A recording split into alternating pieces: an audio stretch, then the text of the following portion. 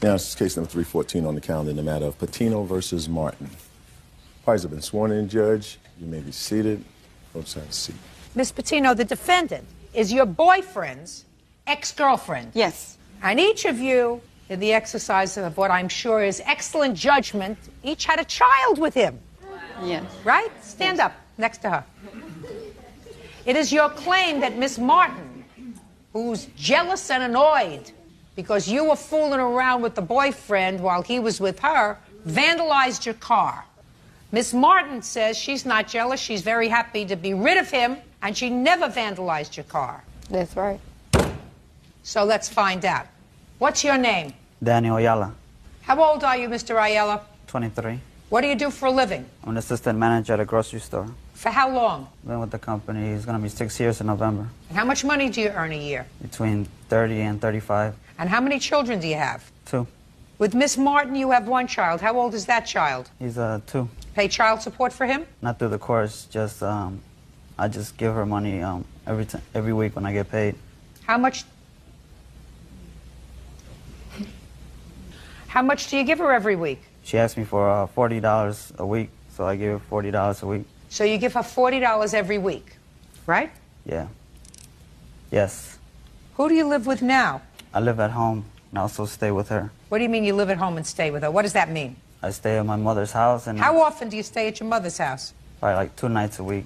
And you stay with her? Yes. Where do you pay rent? We give her mother money for rent. Who's we? Me and Carla. Give who money for rent? Her mother. Oh, so you live with her mother? Yes. How much do you pay rent? She gives her $200 a week. I mean, what, a month? $200 a month. And you? Well, I give her $60 a week. You give her $60 a week? Yes. For what? Just so I could give her money. You understand that if you give Miss Martin $40 a week, which she's going to tell me you don't give her all the time, is that right? No, I don't give it to her anymore. Shh. Right? Right. Right? But if you did, that would be $5.74 a day. You look like you are a pretty good eater. Mr. Ayala? Can you eat on $5.74 a day? Sometimes. Really? Tell me where.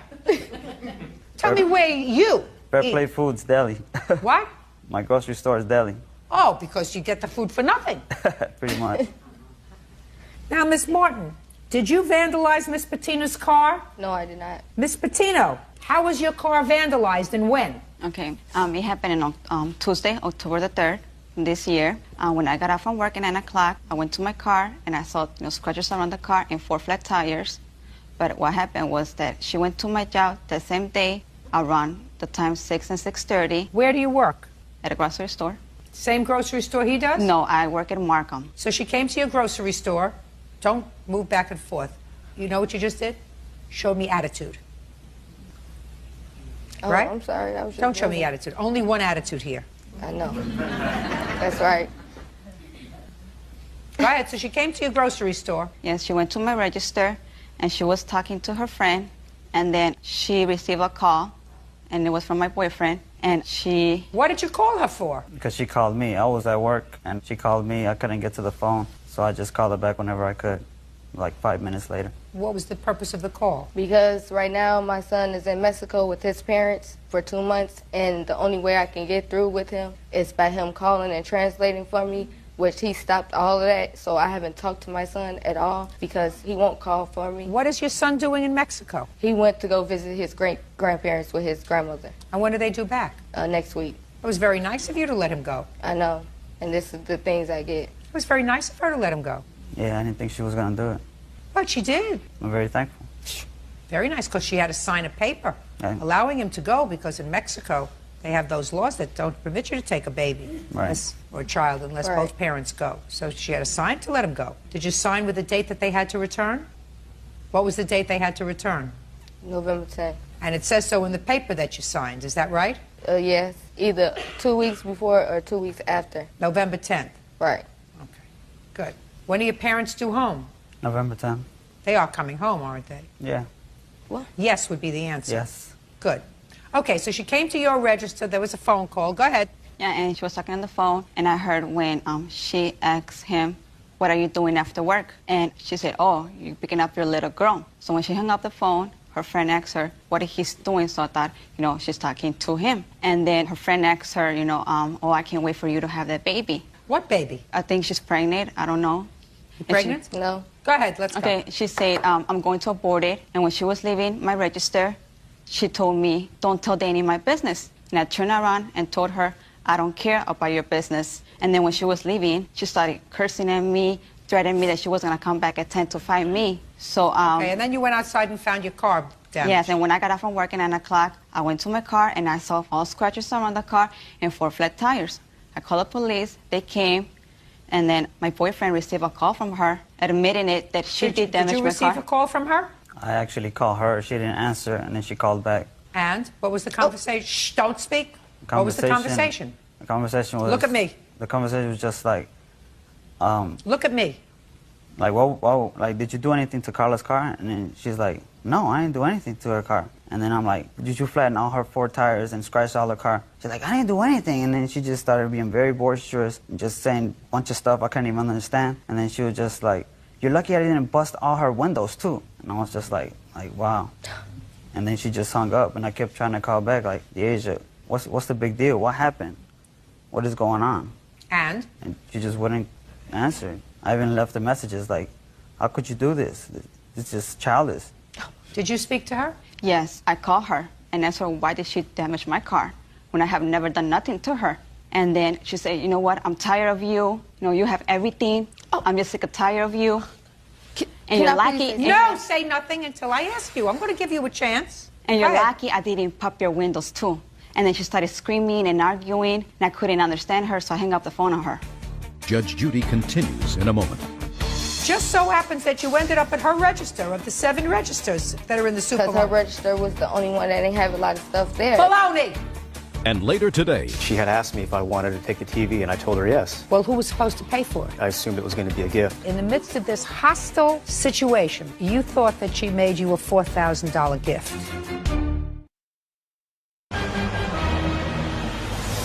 real cases, real people. Judge Judy.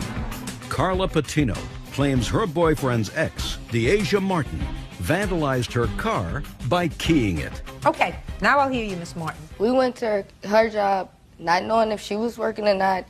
Don't know her schedule. Don't know what time she'd be there. Where do you live? I live in Chicago on 16th in Michigan. And how far is that from where Miss Patino works? It say 15 minutes. Now, you and I both know that there, between where you live and where she works, there are other grocery stores where you can shop. Right, but also... So I want to know, first thing, why you went to her grocery store. I don't care whether she was working there or not, whether you knew she was working there or not. I want you to explain to me what you were doing in her grocery store. My friend came and picked me up from work. Actually, I work in Homewood at Taco Bell, and my friend came and picked me up, and she stays in that area. I was with her grocery shopping, and then we went to Fair Play and went shopping. We didn't go up there to start anything. Just a second, Miss Martin. Let's go back. You knew that Miss Patino worked in that Fair Play. Right. How big a supermarket is it? How big is it? Yeah. It's like a normal supermarket. Big supermarket? Right. How many registers are there? There's 7 registers. So you went to her supermarket, and just so happens that you ended up at her register of the 7 registers that are in the supermarket. Because her register was the only one that didn't have a lot of stuff there, and we only had a couple of things. Baloney! It's not But baloney. listen to me. Baloney. Chicago is a big place. I want you to understand something. When something doesn't make sense, it's usually not true. And if I weren't looking for trouble, I would not go out of my way to go shopping at a... Pay attention, put on your listening ears before you start with the attitude. Go ahead. I would not go to a supermarket where my ex-boyfriend's girlfriend works to go shopping. I would say to my girlfriend, who was going shopping with me, I don't want to go to that Fair Play. That's where Danny's girlfriend works. I don't want to go there because, you know, we don't get along. I want to go someplace else. And if you want to go to Fair Play, drop me off first. But you didn't say that. First you went shopping. And it wasn't a big shopping because you really didn't need a lot of stuff because, according to you, you chose her register because all you had was a few things. So it wasn't that you were doing a week's worth of grocery shopping and this was the only game in town. And of the 7 registers, you chose her register. Bad form, madam. You get me? I got you. Bad form. Now, you're going to tell me that you never said to Danny or to her, you're lucky I didn't pop your windows out. You're going to tell me that you said that. I didn't say that. Right. And you're going to tell me that you didn't do her flattened tires. No, I did not. Well, either you did or your girlfriend did. I don't know who did. Well, you're going to pay for it. So you better try to figure out. Something that You I better did not do. absolutely did it. I didn't Because do it. if somebody is dumb enough, don't speak when I'm speaking. Don't speak when I'm speaking. If somebody's dumb enough, if somebody, hey, you see my mouth moving? If somebody is dumb enough in all the supermarkets in Chicago to pick hers, and if somebody is dumb enough of all the registers available to go to her register, then they are dumb enough to take a car that was parked without flat tires several hours before and flatten the tires and scratch the car. And if it walks like a duck and quacks like a duck, it's a duck. How much did it cost you for the tires? I have paid for it. It was $2.80 and 11 cents. And how much did it cost you to fix the scratches on the car? The scratches, I haven't fixed them. I just got an estimate. And what was the estimate? Got two estimates. The lowest one. $2,127.90. And what kind of car do you have? I have 2000 Chevrolet Metro. Judgment for the plaintiff in the amount of $2,100. That's all. Step out. Parties are excused. You may step out. For her to have low self-esteem and let him put everything in her head She knows that I'm doing good in life, and she's not, and she's jealous. and make it seem like I'm jealous of him, which I don't want him. Because, you know, my boyfriend, he's with me because he decided to be with me. And if I did, I can have him, and I'm being nice enough and giving him up. And now the next case. All parties in the matter of Gill versus Johnson, step forward, please. Erin Gill is suing her former live-in boyfriend, Stephen Johnson, for a plasma TV he took from their home when he moved out. Stephen claims the TV was a gift from Erin. Ms. Gill, this gentleman used to be your boyfriend. You lived together for, I don't know, 5-6 months. Is that about right? A little longer than that, but And close. according to your complaint, when things didn't work out and you left, he agreed to keep the 42-inch plasma television set and make payments on it. It was bought on your credit. He kept the TV. He didn't make the payments. You want the payments made. Correct. The defendant says that things didn't work out, but as soon as you moved in together, you started purchasing things for the apartment, furniture, etc., all kinds of stuff. When he left with the clothes on his back and the TV. So you kept everything else, and the TV is supposed to be his. Is that right, sir? That's your defense? Yes, ma'am. Is that a truthful defense? Yes, ma'am. Did you ever agree to make payments on the TV? No, ma'am. When did you move in together, Mr. Johnson? Approximately sometime last year, I believe, in the middle of the year. June 2005. And when did you separate? June. January of 2006. And whose apartment was it? It was under Erin's name. She was on the lease. You moved in together? Correct.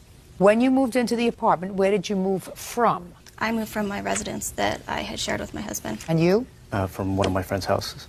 So you came with no furniture? No. Did you come with furniture? Yes. What did you come with? I came with couches, a television, tables. I purchased a bed shortly after moving into the residence, so. What items do you say you purchased for the residence, Mr. Johnson? Well, previously to that, I had 2 dresser drawers, a barbecue set, a couple scenic television portraits, another television that I bought in the apartment to furnish it. Another TV? Yes. How large a TV? It's a 19-inch television set. How much did you pay for it? Off the top of my head, approximately about $150. And where was that, in the bedroom? I believe it was her son's bedroom. And you left that TV? Yes. And the dressers, drawers, and that stuff, those were not things that you purchased? Earlier, but not jointly. Okay. Now, when you left, did Miss Gill say you couldn't take any of these things with you? No. So you could have taken your little 19-inch TV, whatever dresser drawers that you left there, you could have taken it with you, right? Yes. Because although they probably weren't happy with each other, this was not a hostile separation, right? It had the potential of being hostile, but But it wasn't. Now, why, Mr. Johnson, would Miss Gill, who has a child, why would she make a gift to you of $3,700 for a television set? basically, I mean, I left all the items in there, didn't retrieve them. What? The dressers. You could have retrieved them. They were valueless. I could have, but at that point in time, the relationship had become so dramatic, I just didn't want anything to do with her, and I just didn't want to go back. And when I left, basically, with the clothes on my back, And the one item of value, which was this $4,000 television set. and she had asked me if I wanted to take the TV, and I told her yes. And I took the she TV. said, take the TV. And what you're telling me is she said, take the TV and I will pay for it? No. Well, who was supposed to pay for it? Well, when she asked me, I assumed it was going to be a gift. You mean in this... Shh, listen. Ms. Johnson, so what you're telling me is in the midst of this hostile situation, because you used the word hostile, I'm sorry? You used the word hostile. Yes. You know, potentially hostile. You thought that she made you a $4,000 gift. Well, along with all the stuff that I left in the apartment, I mean... You left a lot of junk in the apartment, Mr. Johnson. Maybe junk to you, but it wasn't to me.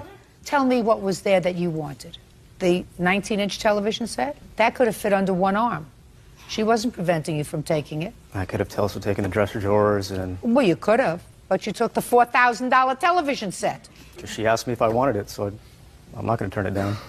Go ahead. I asked him if he wanted everything. I told him the date I was moving out of the apartment and told him if he did not pick up his belongings that were still at the residence, I would donate them to charity or drop them off at his parents' house, whatever worked for him, and he did not respond to me. Tell me about the television set. What would you like to know? I want to know, what arrangement did you make for him to pay the television set? We went into Paul's TV, which he researched and found that they had the best prices on televisions. No, it's purchased. It's purchased. Already. Okay. Purchased on your credit card. Right. So we buy the TV, we're in there. It was originally going to be in Steve's name, and there came up some issues with his credit, so they... I heard that already. Okay. I want to know when you were exiting, the exit strategy with regard to the TV. When he left? Yes. When he did leave, he left with just his clothes. We had a few phone conversations, and he came to get the rest of his clothing and other miscellaneous belongings. And at that point, we had a conversation about the TV. And I said, would you like to take the TV and you can pay for it, or I'll keep the TV and pay for it? He said he'll take it and pay for it, and never did. That sounds right. Nobody's going to make you a gift of $3,700. Is that what you owe on the TV? It's $37.26. Can I see it, please? And here's the payoff statement as of yesterday from Wells Fargo.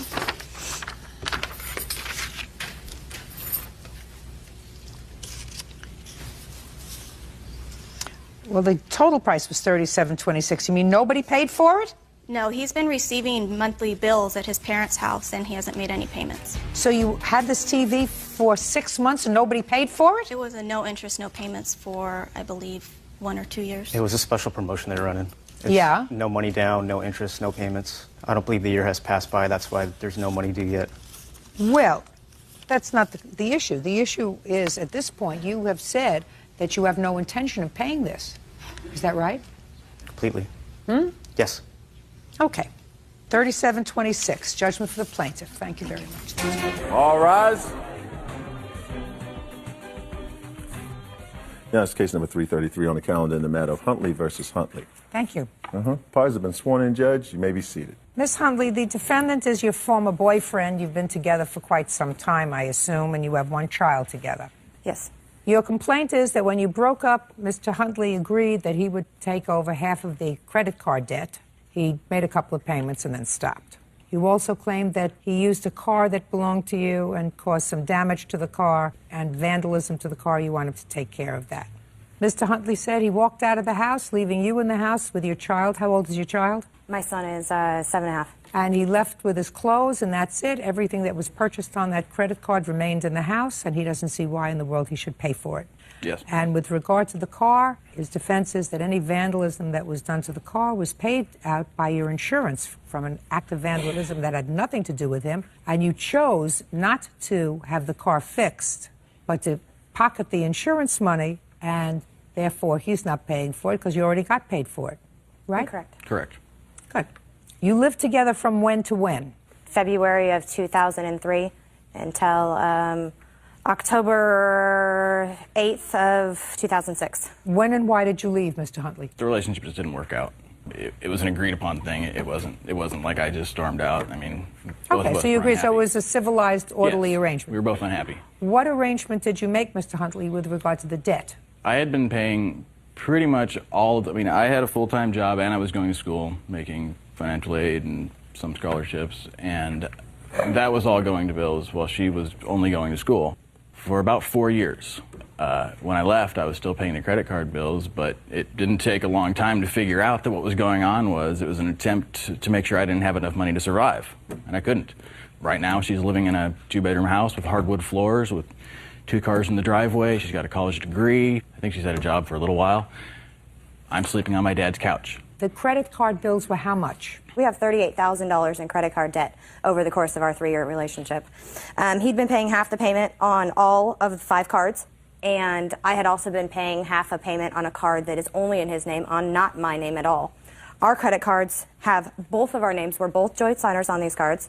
We just made the arrangement that, you know, hey, you would pay half and I would pay half the minimum payment. And that went on until September. And in September, he told me, I need to save for my own place. I have a new girlfriend. Or October, I have a new girlfriend. I just bought a new truck after I lost $1,500 selling our truck that was in joint of our names. And I don't have the money to pay it. So you're just going to have to deal with it yourself. It's not my problem. Well, you have to deal with it, and he has to deal with it, because if they're joint credit cards, they're going to come after both of you. Absolutely. So, what are you doing in court? Here. He won't pay the credit card. Well, they're going to come after him. They'll attach your salary, they'll attach his salary. Well, Your Honor, I have a credit score of 760. His credit score is now 720, but when we met, it was in the 500s, and mine was in the 700s. And Miss Huntley, how many years since 2003 were you employed? None of those years was I legally employed. Well, you're not going to stand here in court and tell me you were illegally employed. I went to school, and I had scholarship funds. I had 8 different scholarships, of which I got about $2,800 a month take-home cash. That you don't have to pay back? I do have loans. I have student loans. Of but course you do. Some of that I do not have to pay back. The answer is you did not work. He worked. He provided for the household while you were living together. You have to remember, folks, you're not married. We don't have courts in this country for almost marrieds living together, trying it out. We don't have courts for that. If this was a marital situation, I would have no problem. I would say, listen, you have credit card debt, you're responsible for half, and you're responsible for half. That's it. Goodbye and good luck. But that's not the case. The truth of the matter is that if you have $38,000 worth of credit card debt from 2003 in February until 2006 in October, he paid the credit cards. No, he didn't. He was unemployed for 6 months of that time straight. Well, you were unemployed for 4 years. years. Somebody had to pay for but these cars. But I wasn't unemployed. I brought home $2,800 a month every month, except for July and August. What did you do with it? I paid as many bills as he did: car payments, credit card payments, food, clothing. All kinds of stuff. It's very, very interesting, Miss Huntley. I have no idea how you did that, because I educated a whole bunch of kids, and nobody ever gave them $2,800 a month in cash in addition to what they were getting. So you got some kind of gig going here that probably the rest of the civilized world would like to know about. I have a 3.8 GPA, and I'm an engineering student, and I volunteer 170 hours a year. Fabulous. What do you want me to do? You want me to say to him, what you should do is pay half the bills? Yes. Yeah, well, I'll say to him, what you do should be half the bills. Be nice if you paid half the bills. That's a moral judgment. These bills are in both of your names, and eventually the credit card companies who have advanced to you foolishly $38,000 in credit card expenses are going to come after both of you for the return of this money. Your Honor, I'm making the payments because I understand how important credit is. I would like to go on with my life. And I'm making the payments regardless of whether he is. Don't you, Mr. Huntley? I do, but I only have so much money, and it's getting to the point where I have to choose. Are you paying child support? Yes. No. Oh, interesting. No, he has not paid child support, and he has not made a payment on any credit cards since August. Requested to make child support payments 2 weeks ago by the state. Mr. Huntley, requested by whom? The state. The state, because he wouldn't pay it. I was never asked to pay it. Just a second. I've been paying all these other bills. Listen, you may be angry. You may be angry. I don't know what you're angry about. I don't know. The truth of the matter is, I really don't know what you're angry about. I was going to jump down his throat when he said I was never asked to pay it, because that's not an answer when you have a child. You're supposed to pay child support. You don't have to be asked by anybody to pay child support. Child has to eat. Both parents are responsible for that. How much are you paying in child support? $200 a month right now. $200 a month is not a lot of money, Mr. Huntley. No, it's not. At the time when I was requested to make child support payments, my paychecks are $800 or $900, and she asked for $600 or $700 every 2 weeks for bills. Well, you can't do that and pay child support. I can't do that and pay child support. I haven't asked for child support until he stopped paying on the bills. Oh, well, but just a second. But then you did. I only want what's fair. I only want half of our debt. Miss Huntley, what you have to do, my dear, if you want half the debt, is you have to get married. That's what happens.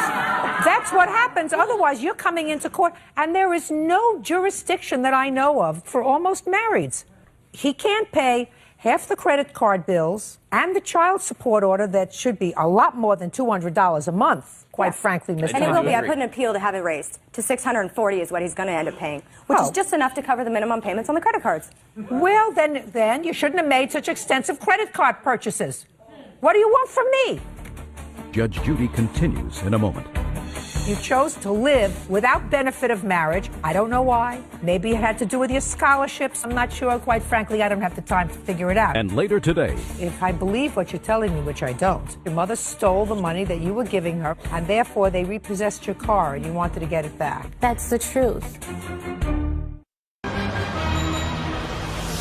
real cases, real people. Judge Judy.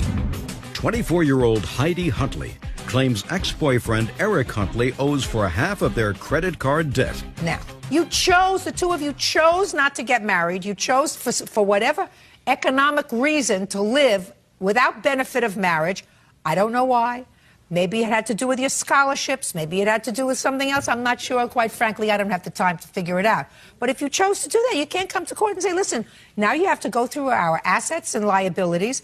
If I were to go through your assets, if I were to go into your home, Miss Huntley, and look at what you have in your home, would anything in your home be the product of the purchases that were made on these credit cards? Some things. And did Mr. Huntley take any things out of the home when he left other than his clothes and personal effects? No, but some of those things were also on these credit cards. No, just a second. I don't care. I'm talking about his clothes and personal effects. I'm not talking about beds and refrigerators or washer dryers or anything else that it goes to set up a household. No, I tipped him out and he took nothing. Right. Well, then you pay the bill. Bye. Parties are excused. You may step out. She wants to make sure that I can't live a successful life without her. I mean, it's either come back to her or be miserable. And now the next case. All parties in the matter of Serrano versus Lugo. Step forward. 23-year-old Patricia Serrano is suing her former friend, Elda Lugo, for a $3,500 loan plus interest.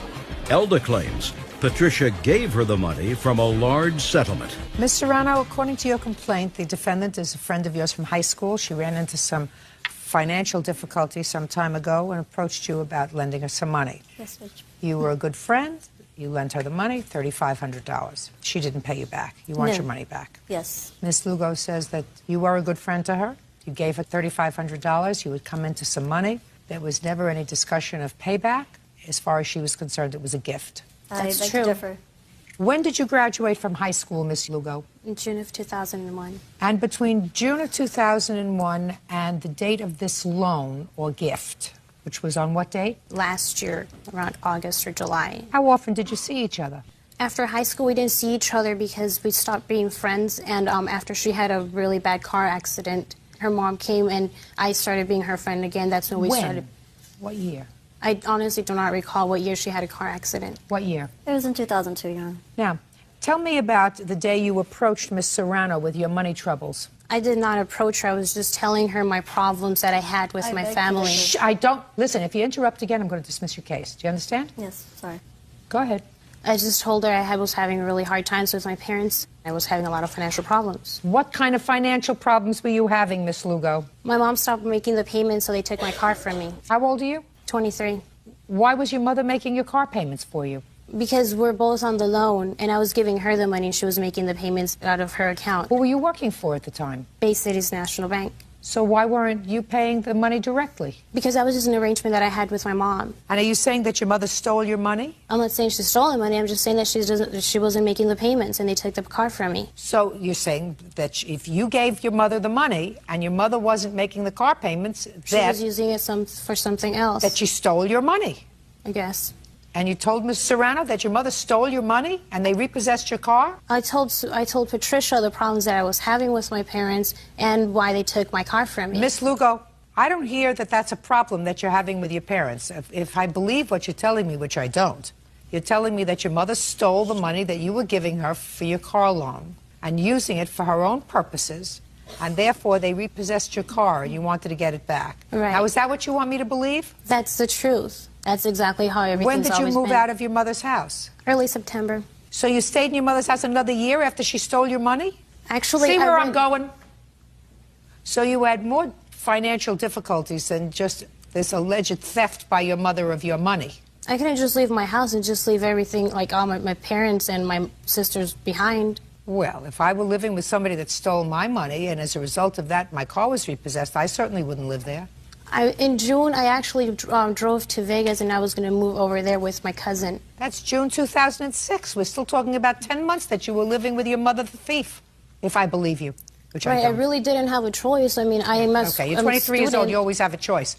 Okay, now I'm going to get to you, Ms. Serrano. Now that I'm getting the personalities in order. Yes. Tell me what happened when she approached you in August of 2005 about this money. Well, she told me the story that her car had gotten repossessed. Did she tell you how it got repossessed? Well, she didn't give me a straight answer. I never really did get straight answers from her. That's a lie. Don't interrupt. Go ahead. You know, she came to me, she said, Patty, I haven't been able to make the payments. My mom and my dad aren't helping me out. I just don't have anywhere else to go to for money. That's not true. And I said, well, if you need help, feel free to come to me. She said, well, thank you so much. And a couple of days later, she came to me. She said, Patty, I need to take you up on your offer. Can you lend me $3,500? And I said, sure thing, I'll write you a check. And I'm not too sure if it was a day or two later that she said, it's too much trouble to go about, you know, with the check. I can't cash it. She even told me that her mom had found the check and was questioning her about the check. That's not true. Why, you know, why I was giving her a check for $3,500. And she said, well, I'll give you back the check, and can you please give me $3,500 in cash? I said, wow, you know, I'm like, okay, let me see what I can work out. And I went to the bank, withdrew $3,500 cash. Let me see from your bank. The Yeah, withdrawal. it's right here. It's highlighted in yellow.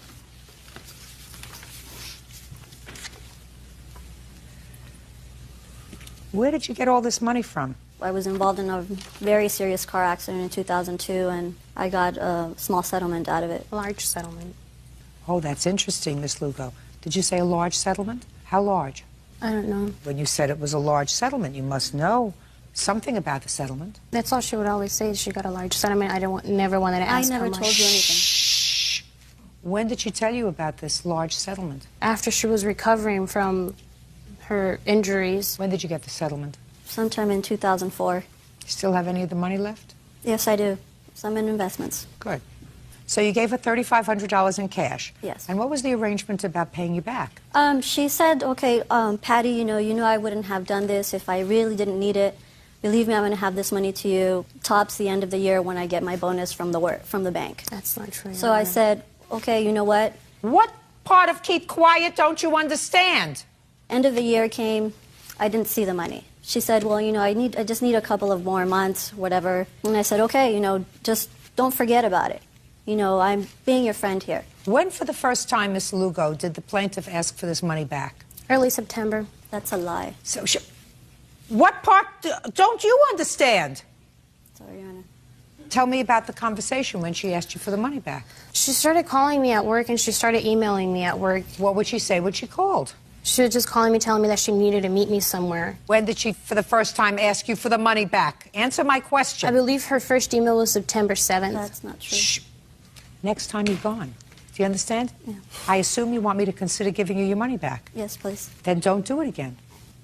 September 6th, and what did she say in the email? Do you have a copy of that email? No, I don't. Do you have a copy of the email? Yes. I want to see the email from September 6th. She emailed me a promissory note that she wanted me to sign, that she saying that I owed her the money, and because. Shh.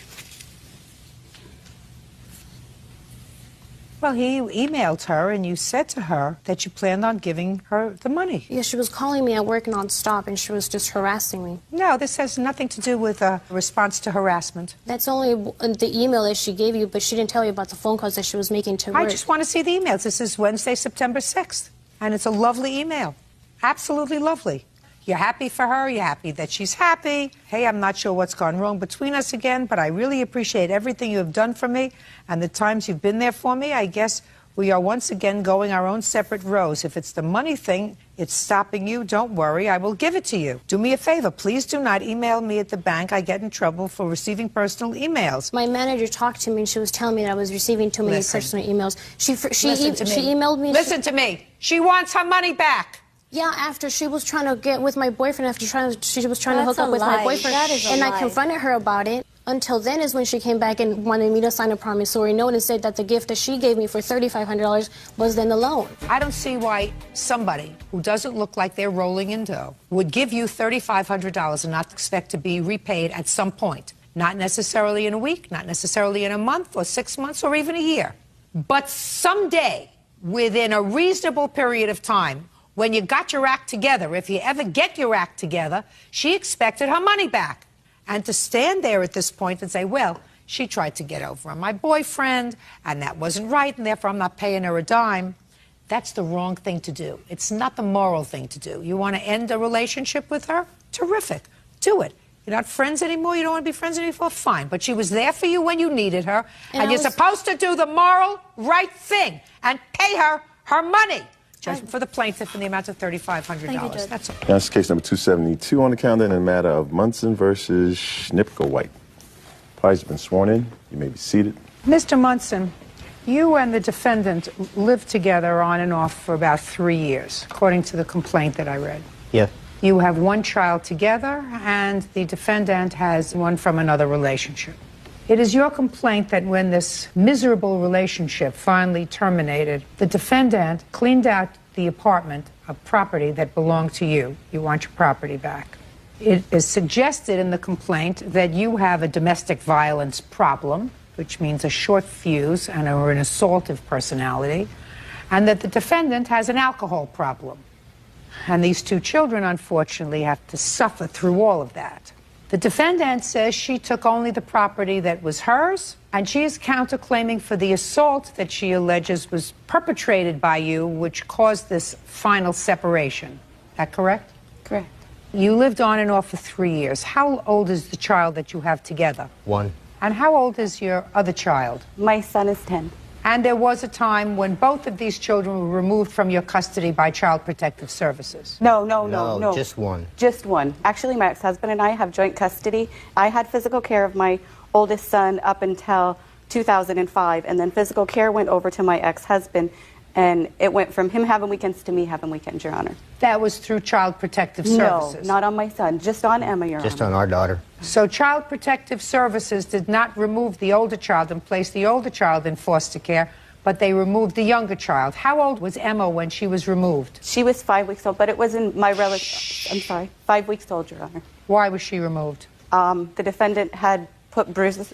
I have pictures of what he did to her and what he did to me at the time, and this is why she was removed. Can I see it, please? Yes.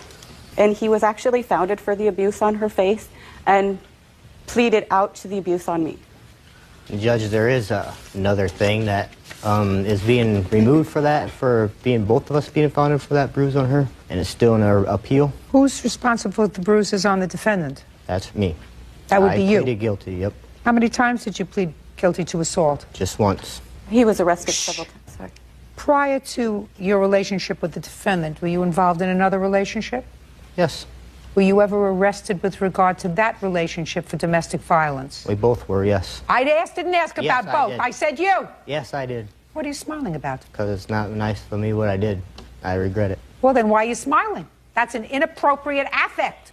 You know what they say about inappropriate affect? They usually say that you're crazy when you have inappropriate affect. Is your grandmother still alive? 1, yes. Okay, if somebody said to you that your grandmother died, would you smile? Probably not. Right, because that would be an appropriate affect. You would look sad. You would say, oh, my goodness. So when I ask you about who did this and whether you were ever arrested for domestic violence and you smile, it's inappropriate. Sorry, Judge. You did it again. What stuff do you claim she took? Let's just get to it. Tools. Tools. You have his tools? I have pictures of what tools I have. There's no way anything in the house was supposed to... Listen to me. Yes. Stop shaking. I'm sorry, Your Honor. You have his tools? No, not the tools that he claims. I don't care tools he claims. The tools that you have. You have tools. One toolbox and one tote of tools. Good. Very, very good. You're going to return those to him? I absolutely will. Absolutely. Within 5 days. You get your tools back, sir, within 5 days. What else do you claim she has of yours? Leather jacket. A leather jacket. Do you have it? I could have it. I wore it when I was pregnant. Listen to me very carefully. I want you to give him back his leather jacket. Okay. Perfect. What else? A pool stick. There's a pool stick? Yeah. You never hit her with it, list. Look at me. I'm talking. You never hit her with the pool stick, did you? No. Do you have his pool stick, madam? I don't believe so. She has no pool stick. What else? Half a utility bill. Forget it. And my Mark Martin perb. You what? My NASCAR stuff. Your NASCAR stuff. What kind of NASCAR stuff? Mark Martin, Propel, like cars. I have no idea. You're mumbling, you're garbling your words. Mark Martin cars, there's like number 6, the race car NASCAR. A race car number 6. Do you have his race car We NASCAR? redid my son's room in NASCAR, and he gave this Mark Martin stuff. My son's a junior fan. That's he gave it not to my true, son Your in his Honor. room. Just 1 second. I want you to consider it a gift to the 10-year-old. What's next? That's it. That's it. Listen, within 5 days, you're going to return to him in a nice box his tools that you have and his leather jacket. Okay. You're going to look around and see if you can find his pool cue. Okay. If you can find his pool cue, you're going to send it to him. Who are you? Sorry, I'm his mother. I wouldn't acknowledge that fact before all these people. Madam, do you hear what I just said? He sued for his property. He just told me what his property was. Don't help him. That's what he says his property was. Excuse me, Judge. He didn't understand, I'm sure. He didn't understand? That's not my problem. I didn't raise him. That's your problem. You raised an abuser. That's your problem. I would take care of that before I took care of anything else. I went through my class on that, excuse me, Judge. Let me explain something. Did you go through the class the last time you beat up a woman? I didn't have to because we mutual agreement. Mutual combatants. He graduated BEP and did it Listen. again. I'm sorry, Your Honor. I got it. I'm not excusing you. You picked him. I got a restraining order and left. Very for good. my You're going to kids. get your stuff all ready. I got that restraining order right here saying that why did she stay in my house before then? She still came in. Mr. Munson, you came to court asking for the court's help in getting you your property back. She says she has some tools that belong to you, and she is more than willing to give you those tools back. She also believes she has your leather jacket, which she is going to give you back. You also want a little toy car. There's a bunch of them. And she was honest with me the first 2 things. She said, I think I have his tools, and I have his leather jacket. About the cars, you redecorated, while you were together, the 10-year-old's room, and you put those cars in his room. That makes it a gift. You don't get those back. That's because it's a 2-bedroom apartment. Where else are we going to put it in our 2-bedroom apartment? You don't want me to answer that question, sir. Judge Judy continues in a moment. Is he your only child? No. Are the other ones normal? Yes. The other one is normal. Both of them. He's not normal. Real cases, real people. Judge Judy. Justin Munson claims the mother of his daughter, Tasha Schnipkowite, won't return his tools or his NASCAR collectibles. Tasha is countersuing, claiming Justin physically abused her and their infant daughter. Now I want you to give me the date of this assault that you are complaining about. It was Memorial Weekend, May of 2006. That wasn't this assault, was it? No, that was October when my daughter was removed, October of 05. All I have is my hospital records of the Can I Memorial. see it, please? Absolutely, Your Honor.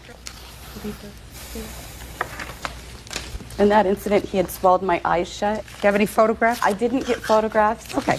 I would like you to tell me what happened on Memorial Day. Okay. I picked him up from work, and we had went out for a couple drinks, and he has a very, very jealous tendency. Why were you drinking? You got a problem? He states that I have a problem drinking, Your Honor. I don't drink any more than anybody else might. Okay. You may or may not, but I wouldn't drink at all. That's true. That is true. So you went out for a couple of drinks, and prior to that, we'd separated, and I just moved back in with him. And when we were separated, I had started dating somebody else. And he always wanted me to tell him in detail everything about the man. Well, when he drank, that's when his anger really flares. And so we had gotten home, and he started asking me questions about the other gentleman. And I wasn't willing to talk about it, so he held me down on the couch. And he just over and over in my head and in my face. And I had to wait till he passed out, and I ran down the street to my mother's house. And my mother then called the DHS because we had a visit with our daughter that weekend. And they didn't think that our daughter should come the next day with me looking the way I did. And okay. Okay. You want to tell me your version, Mr. Munson, of what happened on Memorial Day? She got hit by a softball, Judge. I got it written right here, a statement from her saying she did. You mean from the emergency room? Nope, from the emergency room said that, and from what she told the DHS. I had Well, to be said I would never get my no daughter question back. that's what she told them, that she got hit with a softball or maybe a bus. That's not what I'm asking you. I'm asking you what happened on Memorial Day, sir. I expect an answer. Don't look there. And don't look there. Listen to me. There is no question you assaulted her on Memorial Day. There is no question in my mind that you assaulted her on Memorial Day. Maybe you have an excuse. Maybe there was a reason. Maybe you were drinking. Maybe she was drinking. But don't tell me she got hit with a baseball. Do you understand? That's what she told them so that they weren't going to remove the little girl again. Or keep you both from her because of the domestic violence. So let's hear it. I was out with my friend in Illinois that day. Why didn't you bring your witness? Because I was told that I didn't need him. Well, you do. There you go with that stupid affect again, Mr. Munson. You want to tell me what happened on Memorial Day? I came home at 11 and she came home next day. I don't remember what day it was, but it was the next day at 5 in the morning and her eye was swollen shut and we took her to the hospital about 10, 11 o'clock in the morning. Your Honor, we went to his mother's that weekend and she's the only one that knew the truth. Just a sec. Let me tell you something. I'm not going to get the truth out of his mother. She's going to continue to cover for him like she's been covering for him his whole life. Yes. But I know that he assaulted you. No question. And it would be outrageous for you to say a word. Do you understand? Yes. Good. Can I please have the medical report, please? One of these days, he's going to really hurt somebody, madam. He's going to really hurt somebody because he's a nasty drunk. He's a nasty, vicious drunk.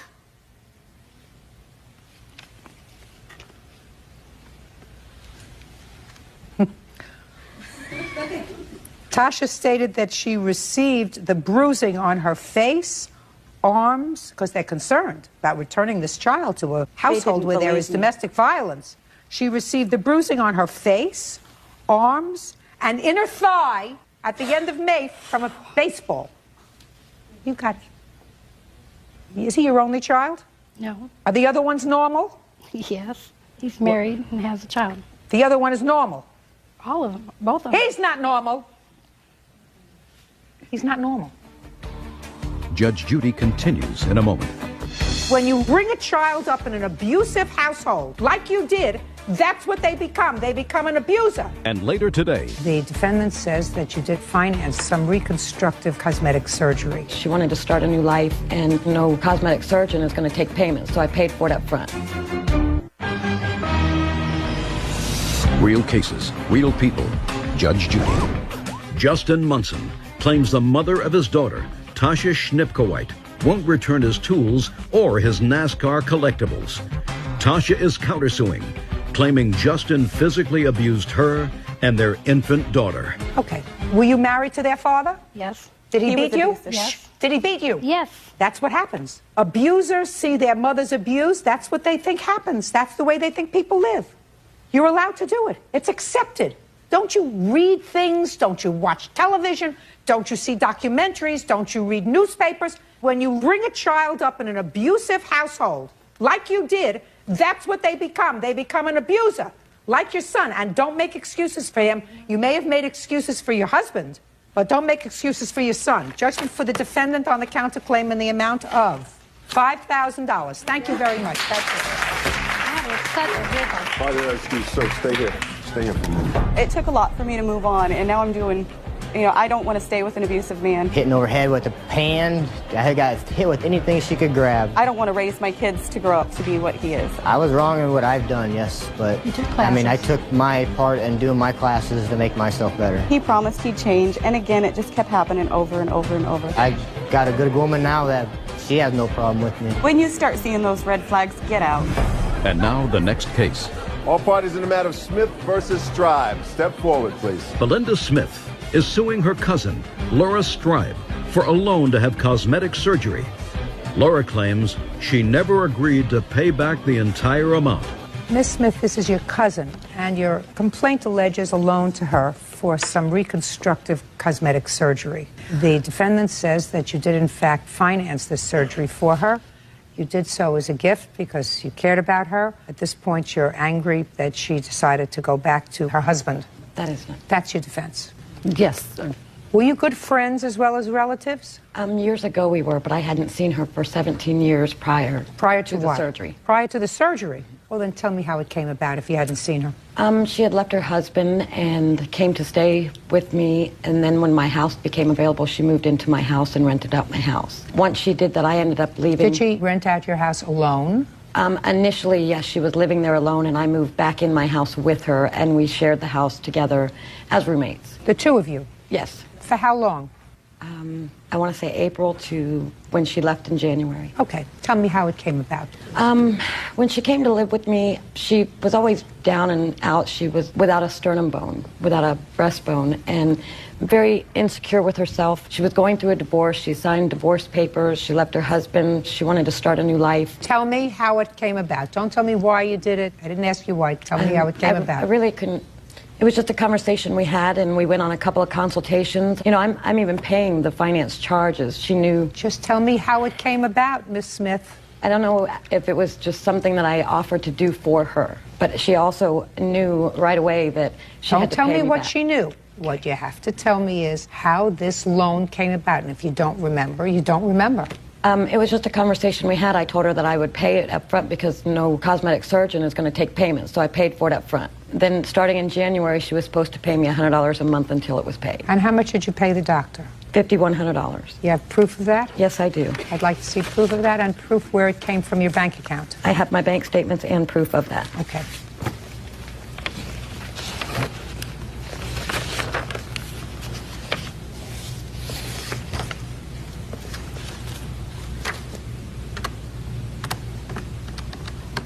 I have $49.50. I believe I paid $100 in cash on the day of the surgery as well. Well, but I don't $49.50 is what you can prove. Okay, then what happens? She had the surgery? She had the surgery done. Everything went well. I took care of her as well after the surgery. She went back to her husband, and the day that she left, she gave me $100 in cash, and about 3 to 4 weeks afterwards, she paid me a $300 check out of her and her husband's checking account, and I haven't received anything since. And then I hired a lawyer, and what was the money for that you sent her? I was going to pay her back some of the money. It was never... But that's what the money was for, that you sent to her? Yes, yes. How much of the $5,000 were you going to pay her back? I had offered to pay her half. It was a gift. It was intended. Don't tell me what it was. Yes, that's okay. for me to determine. Okay, okay. Judge Judy continues in a moment.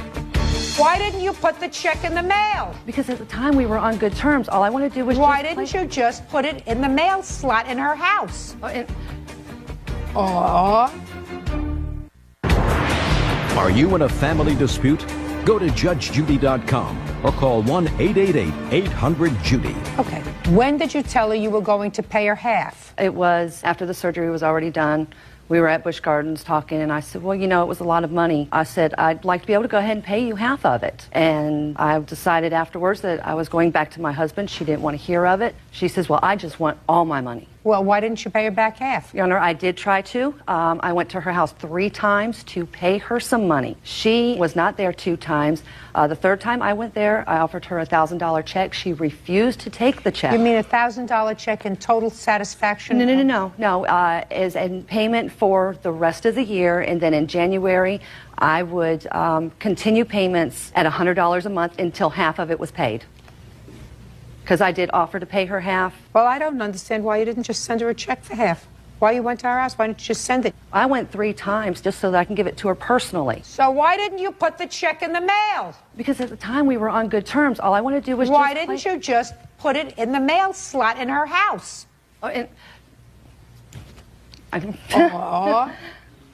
You were there already. I was there, but I didn't want to leave money you take it, you put it in the mail slot. Finished.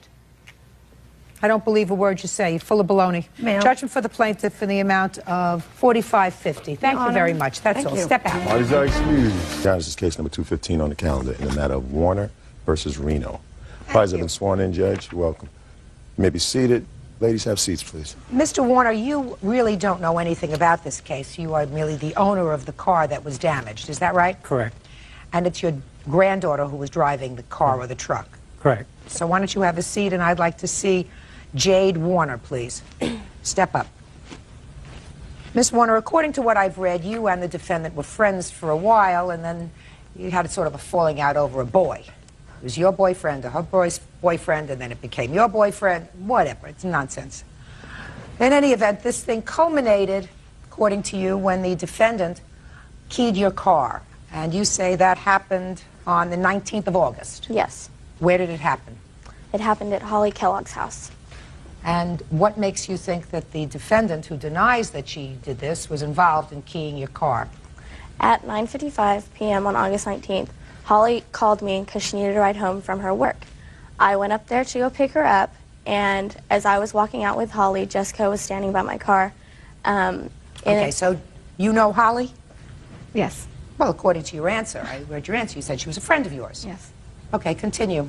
Okay, I was leaving Coach's, and... Coach's is what? Holly's work. And Jessica was in a truck, a white truck, with her other friend, and they followed me from Holly's work to Holly's house, which is about 5 miles. As we went into Holly's house, I parked my car. We went in there. I was getting a couple of things out of Holly's room. Holly was closing her blinds. As she was looking in her blinds, she saw Jessica circle... Don't tell me what she saw. Where is Holly? Holly's right there. Step up, please.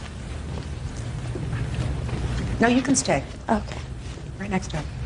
All right, so the plaintiff picked you up from work? Correct. Drove you home? Correct. You all went inside.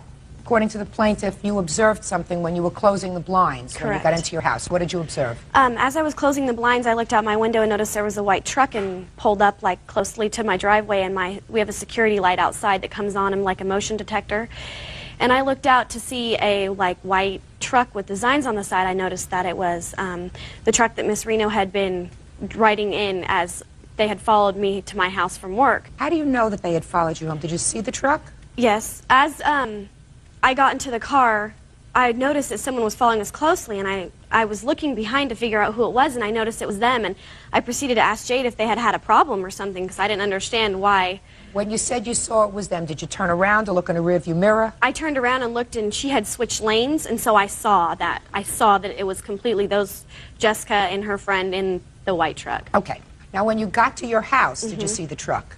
Before you looked out the window? Correct. Did you see the truck as you pulled into...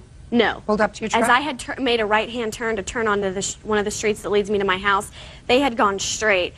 As I watched them, like, speed off, I saw Jessica with her hand out the window, flipping us off, yelling something, and I didn't understand at that point what was going on, because as far as I knew, her and I had been friends. Okay. Now you're inside the house, closing your blinds. Now you're going to tell me exactly what you saw. Okay. As I look out my blinds, I see that there's the same white truck, which there was a driver in the car, which was Jessica's friend. Jessica was walking around Jade's car, and her hand was down here. And I was trying to figure out what was going on, and as I looked and glanced a little bit longer, I could see that she was keying her car. And I didn't want to walk outside, so I stayed inside and yelled for my mom, and my mom came out, and then I saw the truck speed off. Then you went outside after this? Correct. What did you observe when you went outside? There was key marks on my car. Do you have photographs? Yeah. May I see them, please? On the photographs, you can see the metal that has been, but it's clearly the 4 panels on each side of the car. Certainly is. Okay, Ms. Reno, let's hear you. Okay, I brought my friend Jessica. Don't tell me you brought your friend. You look at me. Okay, about 9:20, my friend had picked me up from my house. We went over to my friend Jason's house, and he wasn't there. His roommate had told us that he was going to Coach's to have dinner with his family and then going to Sharky's to play pool. So we went over to Coach's, and there we had seen Jade, and we saw her car after we came out. And I had wondered how she got in because she's not even 18. So I had asked someone that was in her car if she was coming to hang out or whatever, and how she got in because she's not 18. And she said that they were here to pick up Holly, and I was like, oh, okay, I want to see Holly because me and Holly are friends. So she came after she had said that. She came outside, and Holly said hi, and we gave each other a hug, and then we proceeded on about our night. They got in their car, they left, we got in the truck, we left. We followed them to about Avenue L. They turned right, and we turned left. We proceeded to go to Sharky's, which is a pool hall, to look for my friend, and he wasn't there, and so we just proceeded to go to Jessica's house, which we were there by 10 o'clock. Now, who were you with that night? Jessica. Jessica, what's her last name? Pavovoroff. Is that you? Yes, Your Honor. Step up. Do you know Holly? No, Your Honor, I don't. I met her just briefly at a party they had at their house. Do you know Jade? I met Jade before. She spent the night at our house when she was 14 years old. How long ago was that? Almost two and a half, Your Honor. Were you driving a white truck that night? Yes, I was. Does the white truck have any markings on it? It has a big dent in the side, and it has pinstriping on it. Mm-hmm. You yourself have never had a falling out with Miss Warner, No, is that right? no. But you know that Miss Reno has had some problems with her. Well, from what I knew, they were friends, and I don't know what happened between them. They just stopped hanging out. Okay. Now, you heard Holly tell me that at some point when the cars separated after she was picked up from work, that Miss Reno gestured out her car window to their car and said something. Did you hear that? No, Your Honor. What's funny is from where they live and where we live and all the way to Sharkey's, it's totally the distance. We're going the opposite way. And we have a map right here that shows that it's the opposite way. And my mom was at home when we got there, and we got there, but it was before even 10. So if this happened at, what, 9:55, when this supposedly happened, then there's no possible way because we were at home. Judge Judy continues in a moment. The cops went to the house, and Jade had said that Jessica had keyed Jade's car. And then we got another call, and Jessica's car had been egged with 82 eggs. That's more information than I asked for. Real cases, real people. Judge Judy.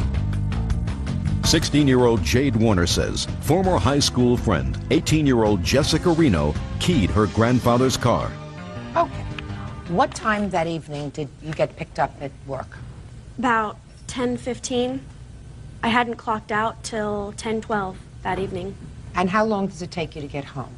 Takes me about 10 minutes. So you were at home by 10:30? Correct.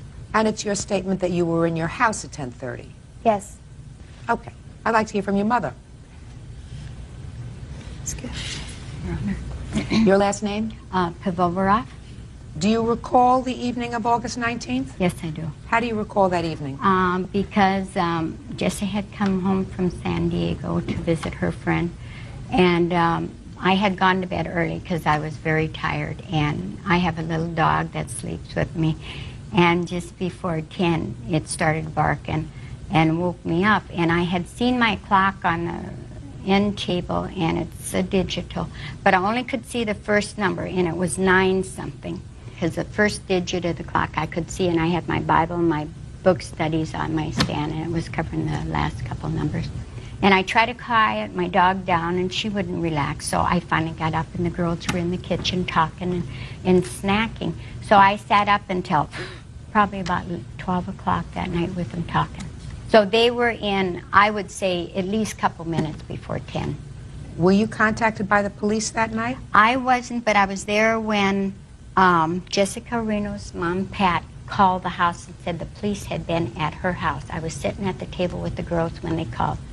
And the police had asked, I believe, my address and stuff, but they never did come over.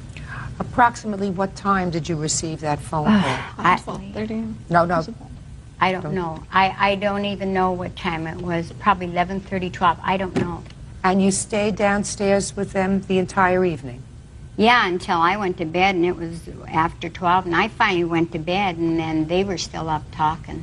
Were you there when the phone call came in from Jessica's mother? Yes, I was. Did you speak to Jessica's mother? I don't think I did. Well, let me ask you this question. Clearly, when her mother called, she said something about the police wanting to speak to Jessica. Well, my daughter answered the phone. When the phone rang and it was Jessica's mom on the phone, what did she say to you? She said, I need to speak with Jessica. And I said, okay. And then Jessica started talking to her mom, and she's like, what? What are you talking about? You know? So there came a time, I assume, when Jessica got off the phone with her mom. Is that right? And did she tell you what had happened? Yes. What did she say during the course of the conversation with you about the conversation she had with her mother? She said that the cops went to the house, and they said that Jade had called the cops and said that Jessica had keyed Jade's car.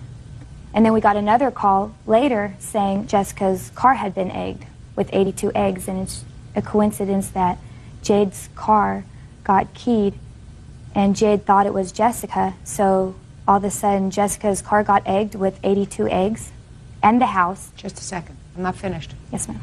That's more information than I asked for. Now, you got off the phone with Jessica's mom. The police were looking for her. Is that right? That's what your mother told you? Yes. And you knew that your daughter and Jessica had been out together that night? That's right, Your Honor. And then you went to bed? Right. You didn't call back Jessica's mother? No. You weren't concerned that if they were looking for Jessica about something that happened that night, perhaps your daughter was involved? Because no, I'm just asking you. You weren't concerned that if the police Yes, were looking I was, for your but daughter, I knew. let me finish. You weren't concerned that if the police were looking for Jessica because of an incident that happened that night, because I assume they got off the phone and told you what the police were looking for her for, Yes, right? Your Honor. And I assume that you knew that the two girls were together. That's right. So it would seem logical to me as a parent that you would want to get this information about where these two girls were accused of being that night, at least from her mother, not from what she's reporting to you. But you went to bed. Yes, because Mrs. Reno had talked to the police. How do you know that? Because she said the police had been at her house. Right. Had been at her That's house. what I'm saying. But Oh, Jessica sorry. reported that to you, Right. correct? Right. Jessica's reporting all of this to you about the conversation. Right. Right? Right. So Jessica's reporting about the conversation to you. And you as a parent of a young girl, knowing that they're out together that night, don't pick up the phone to call the other mother? You No. went to sleep? No, because she told Jessica the cops had been there. The incident happened after 10, and I knew the girls were at my house, so I knew they couldn't have done it. Well, then I would have picked up the phone and made a phone call to either the police or to her mother and said, that's impossible. How could they be looking for Jessica and Jessica when they were both here sitting in my kitchen having cookies and milk? Judge Judy continues in a moment. If somebody said to you, your daughter has just been accused of being involved in a crime, you wouldn't go to sleep and say, I hope somebody figures this out. I hope we have Sherlock Holmes on the case. Real cases, real people. Judge Judy. Jade Warner says former friend Jessica Reno owes for keying her grandfather's car. Okay. Now, one of my children were accused of being involved in a vandalism. And I knew that my children were sitting at the kitchen table with me. I would have called back Jessica's mother and said to give me the name of the police officer who just called you, because I have to call them immediately and tell them that the girls were sitting with me for the last hour and a half. Do you understand what I'm saying? Yes, Your Honor. Good. Have a seat. Let me see estimates for the damage to the car. We understanding each other? Yes, we do very well. Thank you, Your Honor. Right. Your Honor. Who wants to say something? Sure. I'm Jessica's mom. The girls were at my house, left at 9:40. We have brought a map, or 9:20, I'm sorry, of the 3 places they went. I don't believe that they went to the 3 places, madam.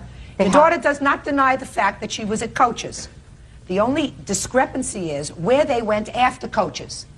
The only defense that they have is that they went directly to Jessica Two's house where they were sitting in the kitchen having milk and cookies at the time of this incident. I don't need a map. I need the truth. And she knows exactly what I'm talking about. Because if you are a concerned parent, now just figure out what I just said to her. If somebody called your house and said to you, your daughter has just been accused of vandalizing property or being involved in a crime, and you knew she was sitting at your kitchen table during that time, all night, would you not contact the police and tell them that immediately? Would you not do that? I would do that. Of course. You wouldn't go to sleep and say, I hope somebody figures this out. I hope we have Sherlock Holmes on the case. You would pick up the phone and you would call immediately. This lady, who's a very nice lady, has a daughter who's driving a car, a truck, who at least could be considered, if this were true, an accomplice. But her daughter was not accused of this crime. It was just I'm my daughter. telling you, if you are driving the car in which somebody is using as a vehicle to get away from performing a crime, They call that, in movie land, the getaway car. Then you pick up the phone and you say, the girls couldn't have been involved with that because they were with me. Right? Of course. Judge Judy will continue in a moment. I'll tell you one of the things that I found most interesting, Miss Reno. There is a witness. There is an eyewitness. And the eyewitness is somebody who, according to you, was a friend of yours. Because I'm going to read from your answer. Holly is a girl who I've been friends with for years. Holly said hi and gave me a hug. This was at Coach's that night. So you have to say to yourself, why in the world would somebody make up a story about having seen a friend commit a crime unless it were true? When somebody is a crime victim, they don't want just somebody to be punished. They want the right person to be punished. They don't want the wrong person to be punished. That doesn't make them feel good. So I can understand it. If you two girls had had a falling out and you accused her, anyway, maybe you were making it up, maybe it wasn't her, maybe you thought it might be her. But when Holly says she saw you, and then your mother doesn't give me a very maternal answer as to what she did after she found out that the police were looking for the girls by going to sleep, I find that I am convinced by the required quantum of proof in this civil proceeding, which is proof by clear and convincing evidence, that you, in fact, are responsible. And the damage is $1,648.22. Judgment for the plaintiff. Parties are excused. You may step out. Judge Judy will continue in a moment. We haven't gone. Cases number 223 and 225 on the calendar in the matter of Ducey versus Reed and Kirk versus Reed. Parties have been sworn in, Judge. You may be seated. Folks, have seats, please. According to you, Miss Ducey, you and the defendant were living together. Correct. And you were living together in a rental property. Right. You are suing the defendant because you say he assaulted you, and that when you ultimately separated and he moved out, he took many of your belongings. Everything. Okay. On what day did he assault you? July 2nd of this year. And tell me about the incident that precipitated this assault. Basically, we got into an argument over our car that we were sharing. We were sharing the payments 50-50 down the line. What kind of an argument did you get in over the car? I had a problem with me never having the car. I had to ask to borrow it. I still never had a car to work. He dropped me off every day. I never had a car. So that was what we were arguing about. And where was this argument? Inside the house? Yes. Go ahead. At point, I was going to leave with the car, and when I left, he locked me out the house and wouldn't let me in. I kept trying to turn the key. He was back there turning it back. So I broke a window to get in. Okay, let me stop you there, Miss Ducey. You said you were going to leave with the car. Right. So why did you just leave? I had forgotten my purse was in the house. So you had to come back inside to get your purse? Right. And when I hit the door was locked, bolted, and chained. So you broke a window to get into the house? Well, I did. Yes, I did. After trying to unlock it with my key. You broke a window to get into the house? The house that I was renting. Well, you'd had an argument. Did you cut yourself? Yes. Badly? A little. Right there. And where did you go when you got into the house? I went to the bathroom to wash off. And what happened in the bathroom? Still, as soon as I got in the house, we were arguing back and forth. I went to the bathroom to wash my hands. When I got in there, we were still arguing. At some point, he pushed me. I fell. Just a minute, we're going to get to you. I went up against the wall and I fell to the ground. And when I was down, he kicked me in my stomach. That's the assault you're talking about? That's the assault, one of the incidences, yes. Well, what is the second assault? The day after I came home and all of my things were gone, I called some friends over in fear that they would come back. So I had friends over. We all spent the night on the floor. And the next morning, we were awoken by him coming through the back door and trying to gather a few clothing articles that he did leave there. In doing that, I told him that I had nothing to wear. He took everything. So I wanted the pair of jeans he had so I could go to work. I had nothing. And he pushed me down. I have a witness. Well, just a minute. When you say you wanted the pair of jeans, what did you do? Pick up his jeans? You were fighting over the jeans? That's what you were doing. You were holding your hand up. So yeah, you had his jeans. He picked up his jeans. Right. And you grabbed hold of his jeans. As he was coming down the hallway, things were falling. He picked up his jeans. You took the other end of the jeans because you wanted to wear his jeans. Yeah. So you're fighting over these jeans. Yeah. And then what happened? He pushed me and hit me in front of my friend and her 3-year-old daughter. Where did he hit you? In the leg. I had a bruise in the leg, but other than that, he just pushed me. There was no bruise from that. Okay, and during these entire incidents, both on the 2nd and the 3rd of July, No. you never... That was on July 12th. The 11th, he took my things. The 12th, he came back. Well, what happened between July 2nd and July 12th? Were you living together? Yes. So you had made up? No. Basically, through our relationship, we've broken up and gotten back together, broken up, got back together. So between 7/2 and 7/12, you were both living in the house together? Not talking, not speaking. We were still arguing, we weren't talking, but we were both living there. After July 2nd, did you seek any medical treatment? No. After July 12th, did you seek any medical treatment? No. You indicated in your papers that you have a mother. Yes. And that at some point during one of these incidents, your mother did come to get you, or you went to your mother's house. Right. Why didn't you go to your mother's house after he assaulted you on the 2nd of July? I did. Why didn't you stay there? All my things were, I mean, that was my house. Well, that was your house, but he was there. Right. When we had talked about he still wanted to live there and still pay half the rent, and not be together. This is what was coming out of his mouth. Well, I understand that, but if you're afraid of somebody, you don't go back into the house and live with them, even if you're not speaking. Why would you do that? That's a foolish thing to do, especially when you have an option. To tell the truth, I mean, as stupid as it sounds, I really didn't think that this was going to be a breakup. What do you mean you didn't think it was going to be a Like breakup? I said, throughout our relationship, we've broken up many times, all the time. I mean, many times break up, a day later, be fine. So you were assuming, Miss Ducey, that this was going to be something that blew over. That would get talked about, yeah. And it didn't? No. The next conversation about it, he was confirming that this was a breakup. And so he told you that he was finished? Right. When did he tell you he was finished? July 10th. Now, those are the two assaults that you're talking about. Let's Right. deal with the assault part first. All right, Mr. Reed, Yes, let's go back to the 2nd of July. Yes. It was a Sunday. Me and my cousin were planning on going fishing, which she knew.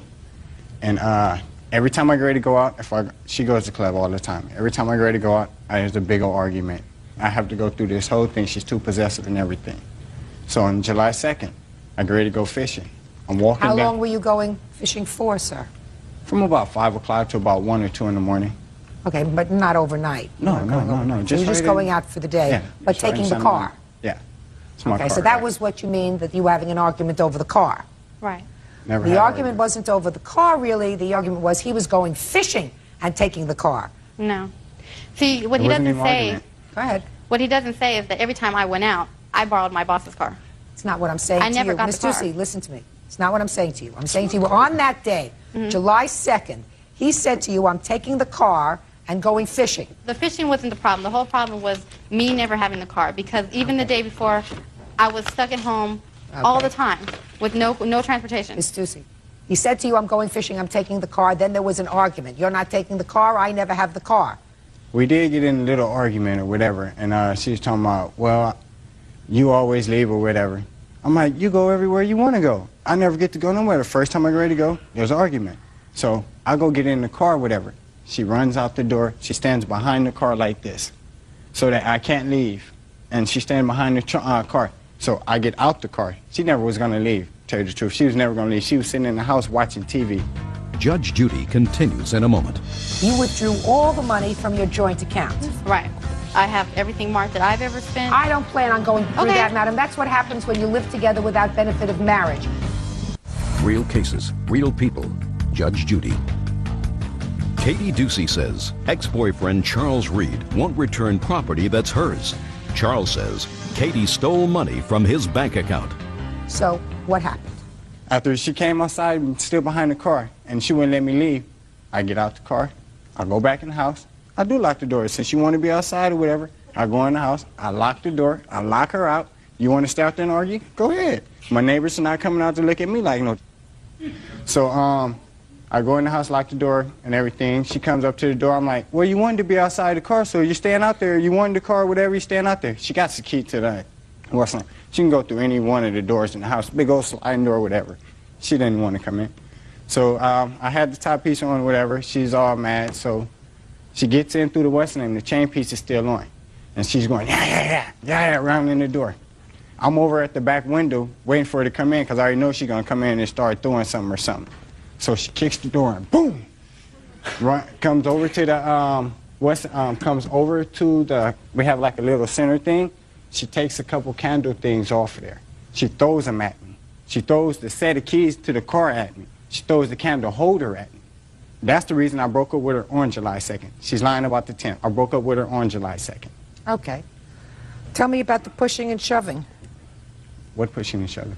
You're suing her because you say she assaulted you. That's when she threw the keys and the candle stuff things at me when she came in the house on July 2nd. Were you injured? No, they hit me, but they didn't hurt me. Okay. What happened? Did she leave or did you leave? Matter of fact, I walked to my mom's house. All right, so now you're at your mother's house. Mm-hmm. But there came a time when you came home. Yep. When did you come home? July 2nd. Did you share a bedroom that night? No, we didn't. Where did you sleep? I slept in my bed, and she slept on her couch. In the living room? Yes. On the couch? And you stayed in the house together until the 10th of July? Did you continue with that arrangement? No, we didn't. July 4th, she was in there, well, I don't want to say what she was in there asking for, but she was in the room with me. In the bedroom? In the bedroom. Okay, and did she have a discussion with you about making up? No. She already knew it was over or whatever, but she was still trying to work on the relationship. Well, that's what she said. She was hoping that it would work out. Yeah. Right. All right, now there came a point when you told her it's over and you decided to get your stuff out of the house, Mr. Reed, is that right? Yeah. She says that you have some of her stuff. Mm-hmm. Do you have any of her things? Yes, I do. What things do you have that belong to I her? have a black leather couch, which I held because she withdrew on July 10th. She called my credit card in, I mean, not my credit card, my ATM card in, stolen or lost. I went to go buy a pack of cigarettes in my ATM. I couldn't even get nothing. So you're holding these things. Your counterclaim, sir, says that she withdrew money from your credit Off the credit card. What happened is she overdrew the account. We had a joint account. She overdrew it. What date? On 7/11, there's an, oh, 7. Let me see. There's right here, the efficient fund here, and another one right there.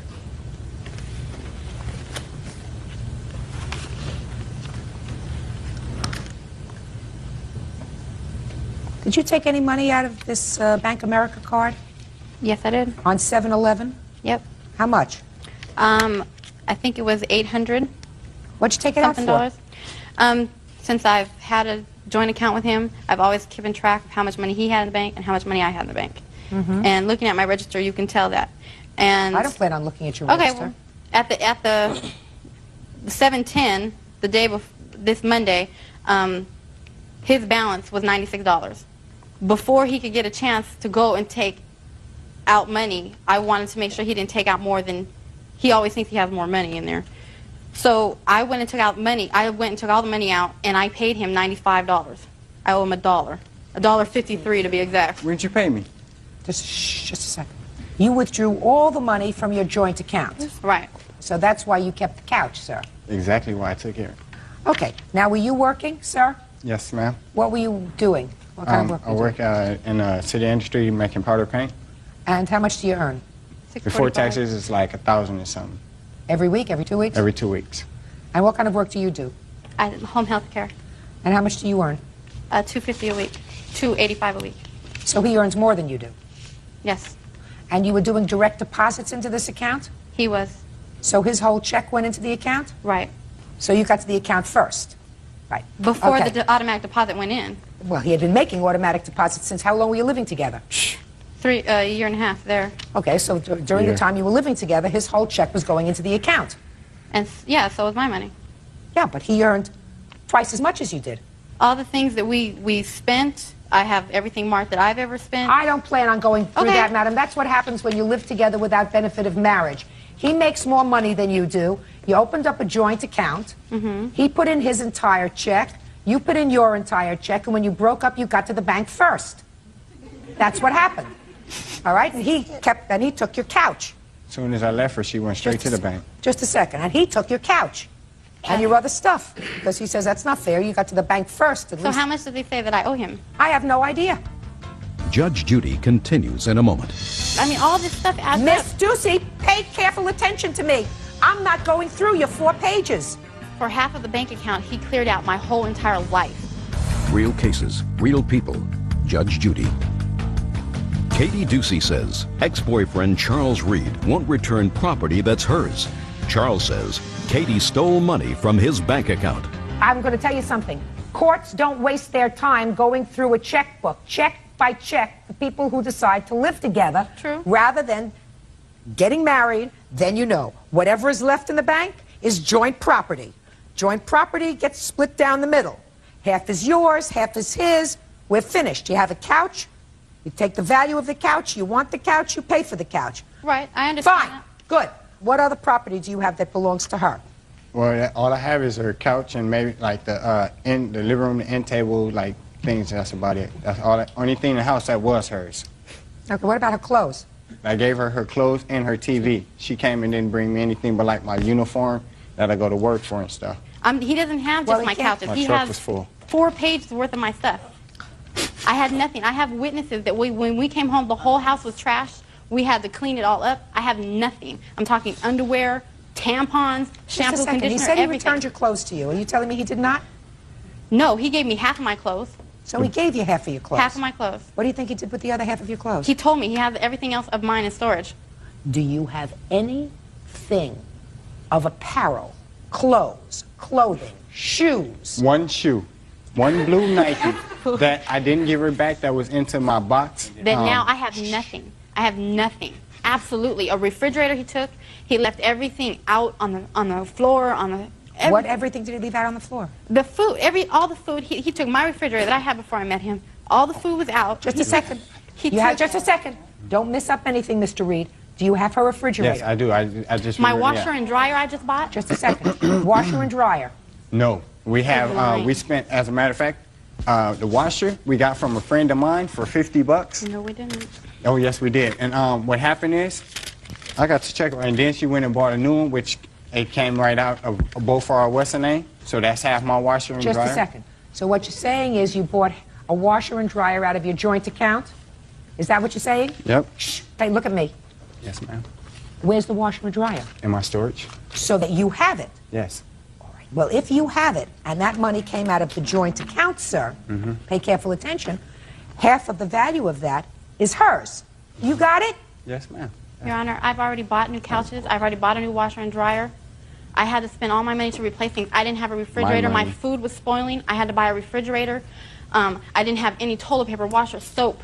I didn't have a pair of shoes. Listen to me. Courts don't waste their time on soap and dishwashing I'm just trying detergent. to let you know how bad he was. Listen to me. I mean, all this stuff adds up. Miss Ducey, pay careful attention to me. I'm not going through your 4 pages.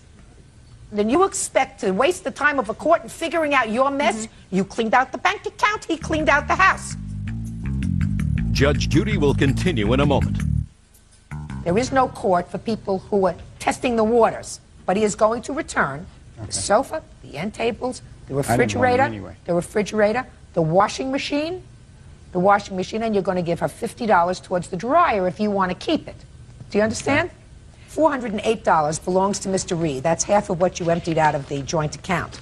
I gave him his balance that he had in a check. And what about the money that was overdrawn in their account? Just a minute. Deal with it. Deal with it. Your counterclaim, sir, I am awarding you $408. As far as the assault is concerned, I find that there was a fight. I find there was a fight where both of you behaved badly. I don't believe that he kicked you in the stomach because I was watching your face when you said kick me in the stomach, and the look on your face when you told that part of the story, I believe, was a fabrication. I do believe, however, he pushed you. He may have pushed you, he may have shoved you, whatever it was. After the second, you decided to stay home and work it out with him. It wasn't until after he left that you got furious and went in and emptied the bank account. So that's the way I've resolved your case. Goodbye. Parties are excused. You may step out. Are you, Bird? Good, Judge. Parties have been sworn in, Your Honor. You may be seated. Folks, have seats, please. Mr. Carter, according to your complaint, you and the defendant decided to start to live together. You were living in one city, she was living in another city. You joined her where she was living, and you needed a car. According to you, you went shopping for a car. You gave her $1,000 towards the deposit for the car. So far, correct? Yes, correct.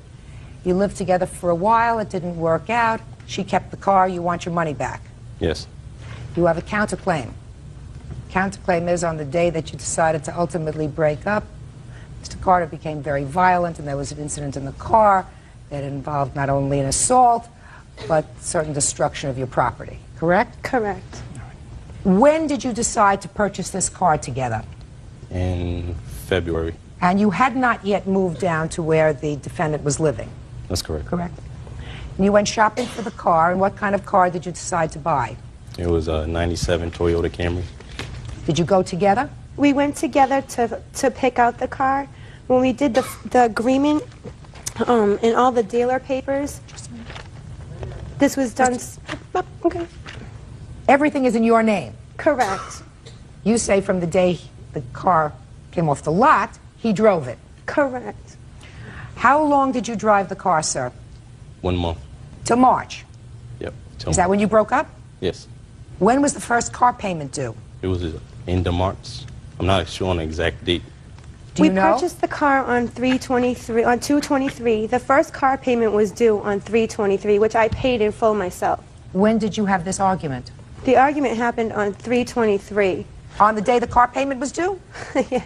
Oh, that's interesting.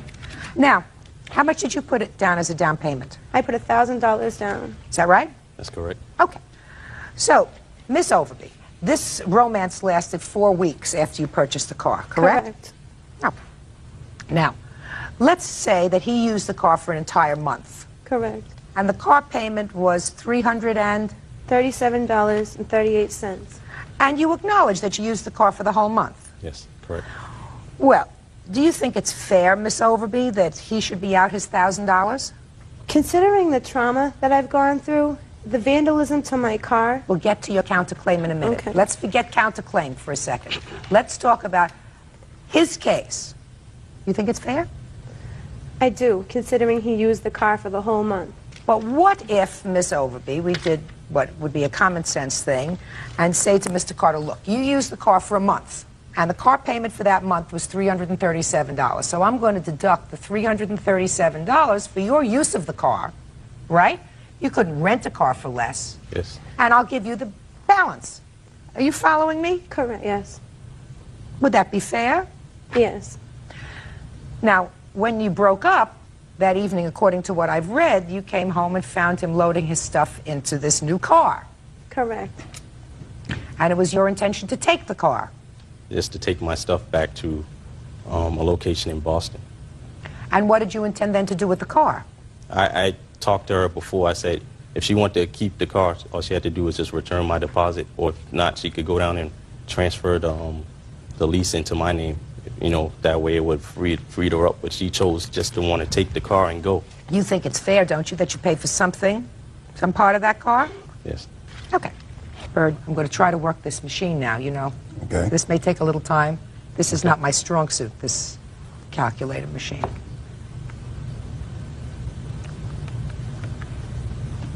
Ah, 663. Did it. Okay.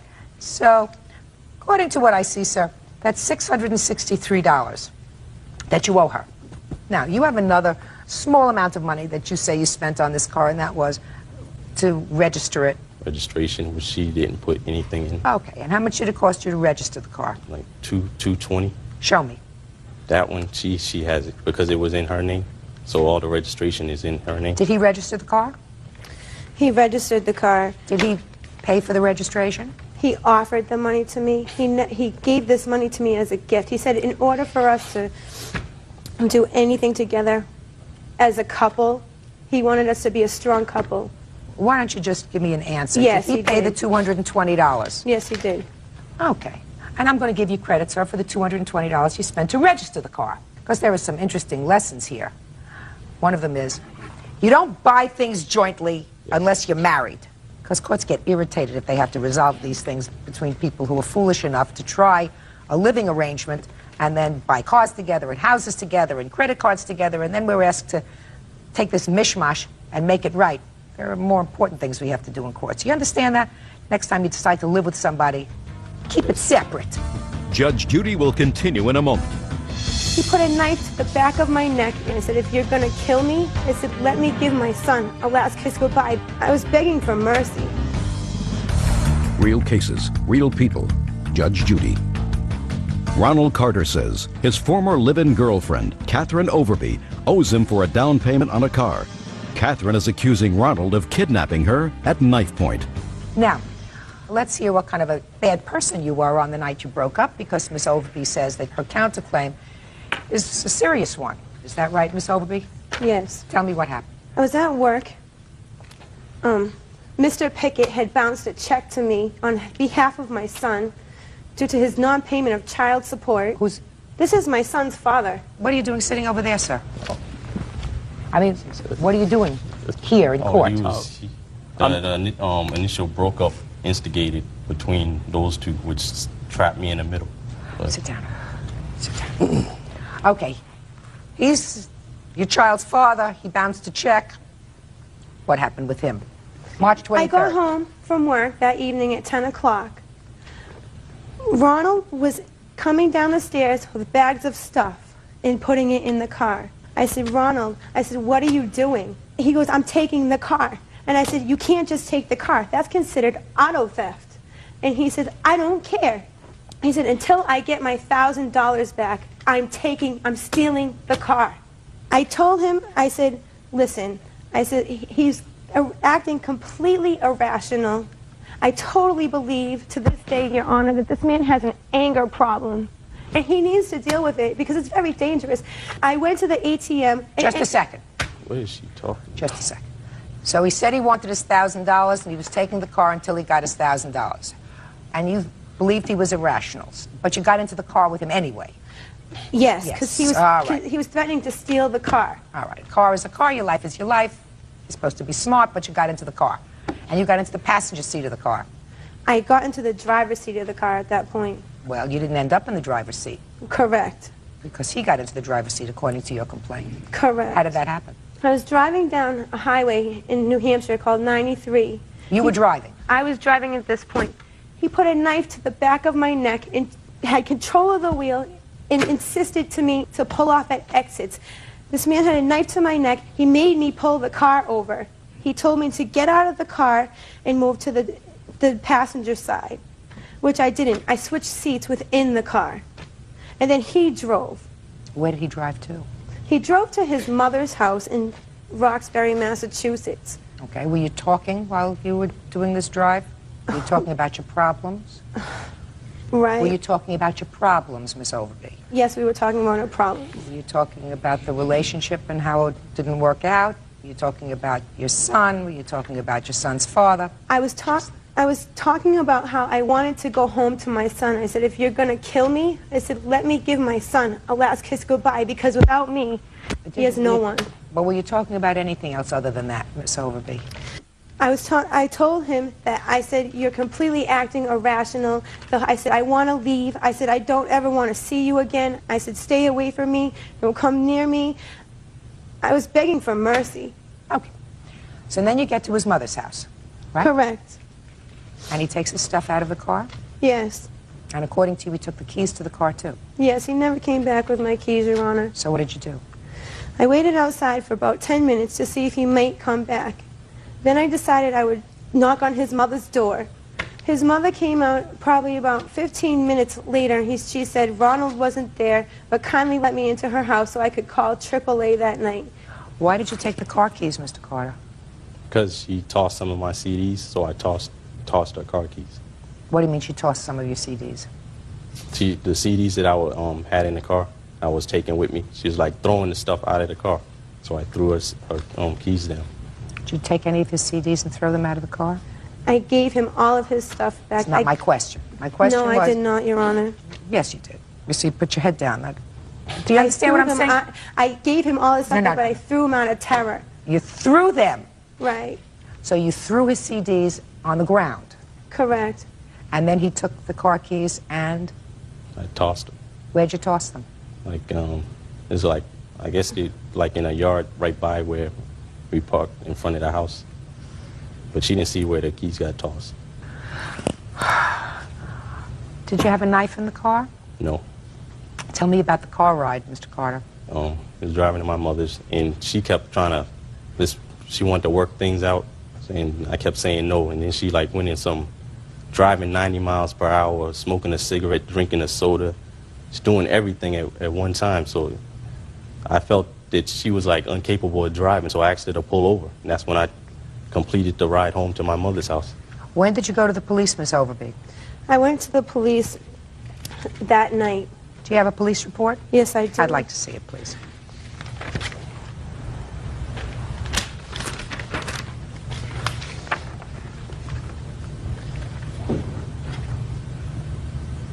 Did you tell the police that he slashed the car tires?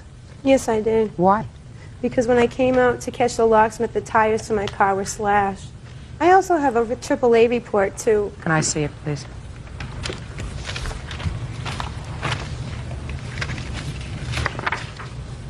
Mr. Carter, did you slash her tires? No, I did not. Who slashed her tires, sir? It's much too coincidental. That's a story that she made up. Judge Judy continues in a moment. When she went out to wait for AAA, she found the tires slashed in her car. Who do you think did that? Who's to say she didn't slash the tires? Because you would have to be an idiot to do that. Well, you don't know Catherine. Real cases, real people. Judge Judy. Ronald Carter claims ex-girlfriend Catherine Overby owes him $1,000. Catherine says Ronald assaulted her with a knife. Oh, Mr. Carter, let me tell you something, sir. Yes. I believe that there's a little truth in what both of you are saying about what happened that night.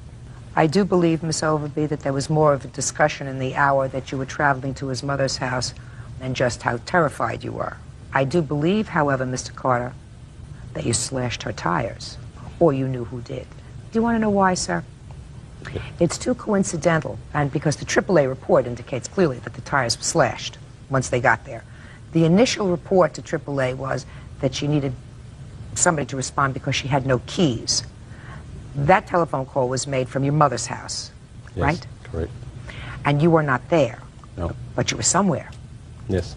And then when she went out to wait for AAA, she found the tires slashed in her car. Who do you think did that? I have no idea. But the case that she brought, all charges were dismissed. Of course they would dismiss, Mr. Carter, because without any proof, That is beyond a reasonable doubt, which is the quantum of proof in a criminal case, they can't proceed. The quantum of proof here in a civil matter is less than beyond a reasonable doubt. It's just more evidence than not, and you rely on your common sense. Do you understand? It just doesn't seem logical to me, sir, that somebody else, during that brief 15 minutes while she was in your mother's house waiting for the AAA to respond, didn't like the car and went over and slashed 2 tires on the car. Where did you go, Mr. Carter, when you went home? I went to my friend's house, Did you go out the back door? out the back door. Did you have to put new tires on the car? Yes, I did. Mm-hmm. I have a receipt for the tires.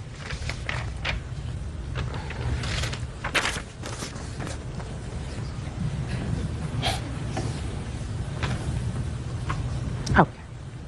Just for my own information, what was this initial argument about on the 23rd? On the 23rd? Yeah. The initial argument was about me calling my baby's father's job. He Yes. thought that it wasn't rational for me to call and ask for the money back from a bounce check he had written out to me on behalf of my son. Just a second. Is that what the argument was about, Mr. No. Carter? The whole thing started because of her lying, which it started way before that date. But the constant lying that Kathy's always used to doing, I got fed up with the relationship and I decided to end it. All right, so you decided to end it. Yes. Okay. What do you want to say, sir? Yes, Your Honor. Miss Stand up. Stand up. Miss Overby states that she called my job. She did not call my job. It was constant harassment. Good. Sit down. Okay. Mr. Carter, I have to make a judgment based upon both common sense and the information that I have. I find, however, that your actions on the night of the 23rd of March of this year were totally irrational. You decided to end the relationship, Yes. and irrespective of how angry you were because she threw your CDs on the floor, you knew that by tossing the keys in a place in the dark where she would never find them, that she'd have difficulty, right? I told her where the keys. Oh, I said the keys were outside. You said the keys were outside. all she had to Outside do is a was big look place, around. Mr. Carter. So you knew she'd have difficulty, and you knew she was going to be stranded. So instead of even waiting at your mother's house, you took off through the back door and went to a friend's house, right? Yes. And then lo and behold, after she makes the call to AAA that she has no car keys, she comes out and finds 2 tires slashed. That's according not to her. That's according to AAA. Flattened and slashed. Who's to say she didn't slash the tires? Because you would have to be an idiot to do that. Well, there you... No, you'd have to be an idiot to do that. She may allege a lot of things. She may say that you kidnapped her, Yeah, which is baloney because he didn't kidnap you. You got in the car, right? I mean, but part of your counterclaim is you say he kidnapped you. I don't believe that for a minute. Judge Judy will continue in a moment. Okay. Well, I find that she had certain out-of-pocket expenses, sir. And her out-of-pocket expenses were $130 for tires, and then you spent a whole night. Who was watching your son during that night? A babysitter. Mm-hmm. And this babysitter is someone that you pay by the hour? Correct. How much do you pay the babysitter by the hour? $5 an hour. Pretty cheap babysitter. What time did you get home the next day? 5 o'clock in the morning. And what about the evening, being stuck out in a place she's totally unfamiliar with until 5 o'clock in the morning until she finally got herself home? How much do you think that's worth? I have no idea why she was stuck. I knew nothing about the tires. You knew about the car keys. I talked to her that night. I was trying to tell her where the keys was when Why I didn't you called go her. get the car keys for her instead of telling her where to look for them? Why didn't you say, sorry, I threw them, I'm coming right back, I'll find the keys for you? She wouldn't give me time. She kept yelling over the phone. What do you mean she wouldn't give you time? She wouldn't give me a chance to say anything Why over don't the you get on the telephone. phone with your mother and say, listen, she's a little irrational because she doesn't have the keys and I don't want her to be upset. This is where I threw the keys. Why don't you talk to your mother? Because she had the phone. She wouldn't give anyone else the phone. Oh, Mr. Carter, you got an answer for a lot of stuff, sir. You don't know Catherine. Well, let me ask you this question. Did you call the house or did she call your friend's house? I called out. What'd you call the house for? I had to see if she had left. Why? Why? Yeah. I could see if it was safe to come back home. So when you called your mother's house, who answered the phone? My brother did. So why didn't you tell your brother to go outside, tell him exactly where you threw the keys so that he could give her back the car keys? Why didn't you do that? Yeah, I should have. Should have. Right. You should have was going to cost you $883, so I'm dismissing your claim. Do you understand that, Mr. Carter? On the other hand, you owed him some money, right? Right. And I've just found that his aggravation that evening cost $883, so your counterclaim likewise is dismissed. Goodbye, folks. Parties are excused. Judge, parties have been sworn in, Your Honor. You may be seated. Folks, have a seat, please. Whew. Family that certainly does not get along well. Miss Moore, the defendant is your niece. Yes, ma'am. And it is your claim that she had you falsely arrested for assaulting her last year during the time that your mother was ill and dying. Yes, ma'am. You went through a trial recently and were acquitted. Yes, found ma'am. not guilty. And you're suing her for the false arrest and for the year that you spent facing these charges. The defendant says that the charges were true and that she is counterclaiming for her injuries.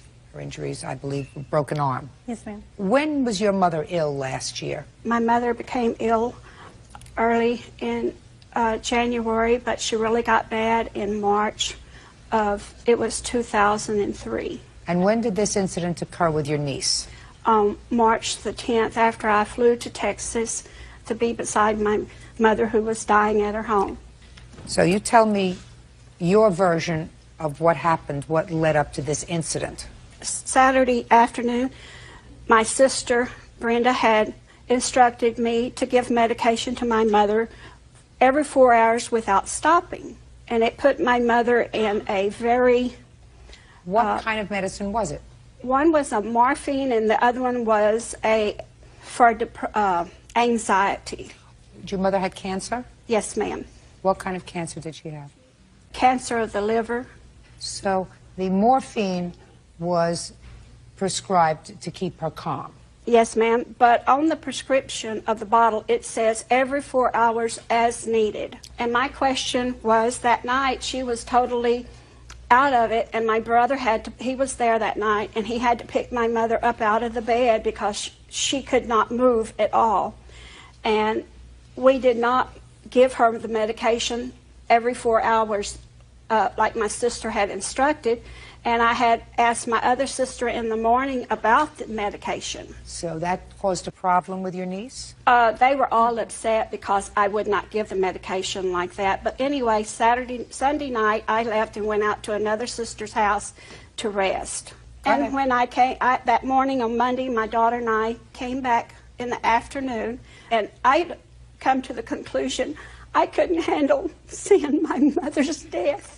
Okay. Because of my heart condition and my nerves. Okay, you couldn't handle it.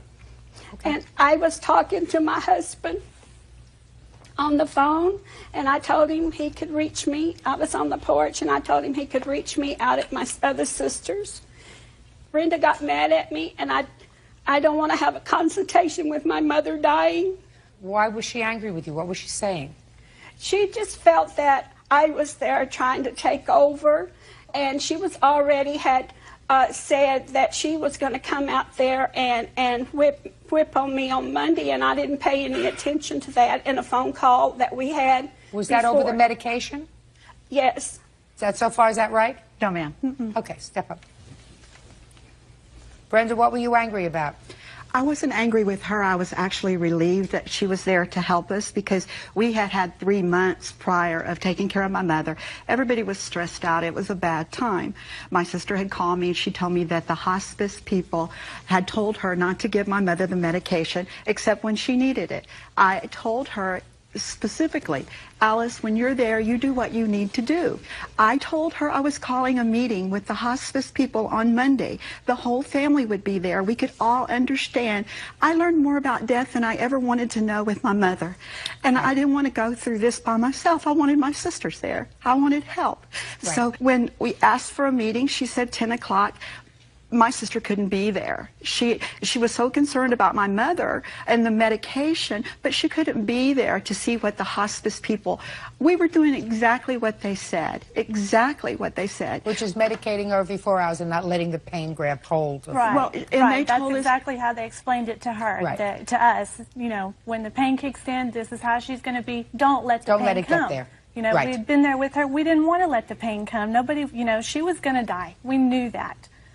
We wanted it to be peaceful. I got it. And that was my mother's wish, to die at home. Kim, tell me what happened in the kitchen on the 10th of March.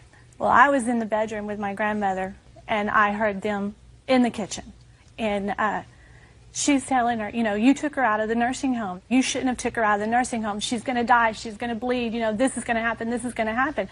And they were telling her, then leave. You know, that's fine. If you can't take it, Put your hand down, Miss leave. Moore. You know. And when I looked outside, she was slapping at my mother. And another one of my aunts stepped in. Well, she grabbed her and she threw her down to the floor. Alice threw my other aunt down. What's to her the name? floor. Her name was Billy. Go ahead.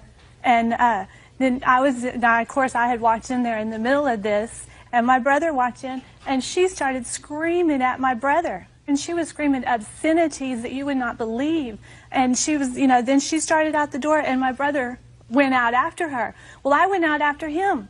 Then she coming out there, and she's telling me, you know, we need to just call an ambulance for Billy. You know, we need to just go. So I'm going back in the house, and I get the phone to call the police. And as I walk back outside, because I'm hearing screaming now back at the porch. And I'm like, well, I thought she was going to leave. She wasn't leaving. And it's because her daughter over there was telling her, you don't have to leave. They can't make you leave. This is your mama's house. You don't have to leave. You know, her daughter was put in the quarter. And she knows if you push her, she's going to lose it. You know, she has a history of violence and just psychotic behavior. And I look at her and I told her, just go, just get that out of here. You know, that's why I told her, just get that. And I'm pointing at her, and as I'm pointing at her, she grabs this arm, and she pulls me down. Her daughter steps between us, and she popped my arm down over her daughter's shoulder. It broke this bone up here into pieces.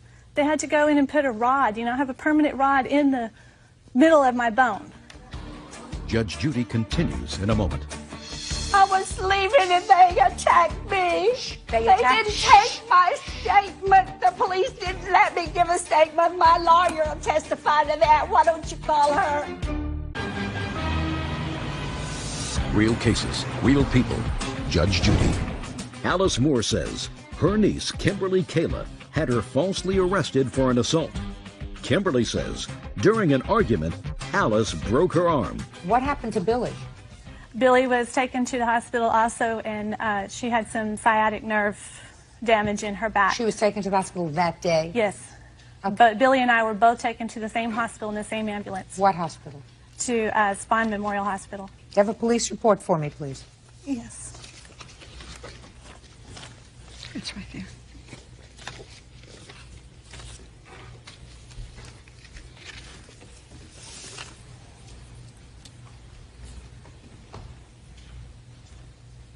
Okay, Miss Moore, coming back to you. Now we're going to come to the point in this story where you're going to tell me your version of how her arm got broken. Well, first of all, there was a consultation in the house, and Brenda held me and Kim, and I have a sworn testimony from the court where my attorney said, "And you slapped her?" And she said, "Yes." At that time, she hit me. Just a second. Who slapped you? Kim hit me in the face with the telephone while my sister held me in the kitchen and would not let me leave. Let me see the testimony.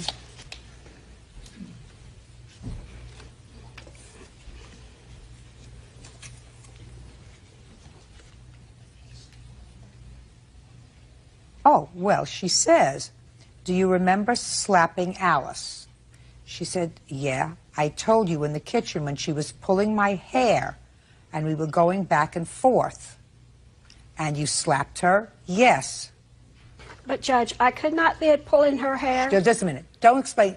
You have to read me the whole thing, Miss Moore. Okay. She didn't just admit slapping you. She said you were pulling her hair and you were going back and forth and she slapped you. At the time she slapped me, I had my hands restrained by my sister Brenda. I would like you to tell me how her arm got broken. Well, from there, I went outside and was leaving. At that time, her brother stopped me from going to the car. He pounced over the porch and pulled his hand back to hit me. And you're looking at a guy, I wouldn't take my eyes off because he lifts weight and he could have killed me. And he said all kinds of things to me as I was trying to leave. My daughter stood in between us to stop it.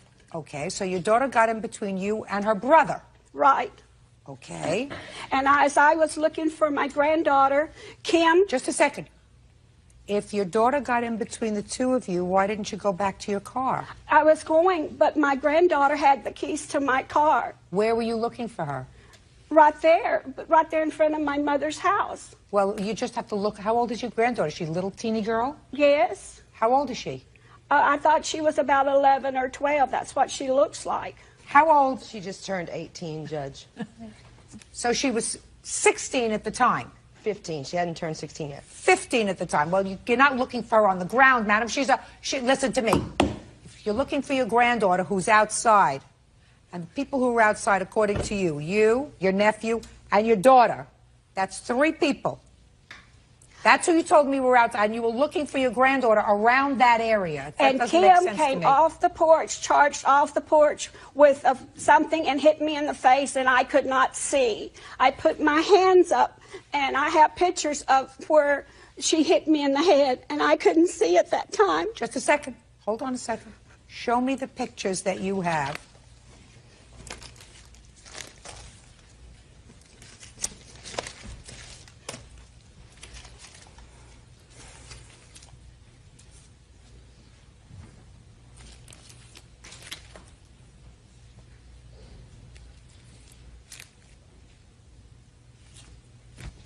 I don't see anything wrong with your head now. I had a goose egg right here. Not according to the police report. The police did not come and check me out at all or anything. I went to the hospital, to the emergency room. Let me see the medical records from the hospital. According to the police report, when they spoke to you, there was nothing wrong with you, except you were complaining of chest pains. That's according to 2 police officers. Listen to me. That's what the police said you complained of. Not a goose egg on your head, not being hit on your head. They took you to the hospital for observation because, listen to me, because of the chest pains. What I want you to do is give me the hospital record. I don't have that part. Well, I could not get that part in time for court today. Well, that's unfortunate because you've had over a year to get that hospital record. Who are you? I'm her husband, Your Honor. Were you there? I talked to her at 7 o'clock. He was on the phone when I went in to tell him I was leaving. She was leaving. Were you there? No, I wasn't. My daughter Frankie was there. Oh, I believe Frankie was there. You can step up, Frankie. I believe you were there. Yes, ma'am. How did your cousin's arm get broken? By her brother yanking her arms. When she had my mother's head, she grabbed my mother by her left, with her left hand, with Kim's left hand, by her hair, yanked her head over where she's completely bent over. My mother's face is touching the cement. Kim's brother runs from behind Kim and grabs Kim with his arms like this, and he's pulling her, and she's hitting my mother upside the head with a cordless phone in her right hand. And I grab at the phone, and Scott is pulling Kim at both of her arms backwards. No one touched her arms except for her own brother. Okay, fine. You can sit down. It's very unfortunate when everybody gets stressed out in a situation where... What was unfortunate? I'm speaking. It's very unfortunate when people get stressed and angry because somebody who's close to them is dying. And put the picture down, madam. Pay attention to me. The first mistake that you made was not listening. Your mother was dying of liver cancer. The instructions that you were given to give her morphine every 4 hours were the appropriate instructions. I am not a medical person, but unfortunately I have been in situations where I know that you're not supposed to wait until you are in pain as needed when you are dying. You're supposed to keep medicated so that the pain of liver cancer doesn't take hold.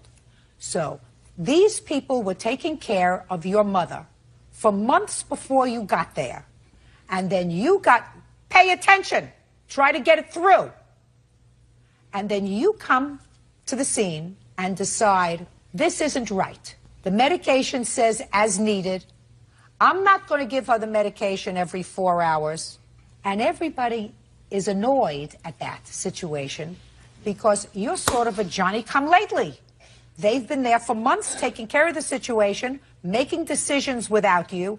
They took care of, they were the ones who were up at night, they were the ones who were feeding, and all of a sudden you show up and decide to change the rules. Big mistake. You weren't saving your mother's life, Miss Moore. She was going to die. I'm speaking. She was going to die anyway. The question was she going to die peacefully and not in pain ever?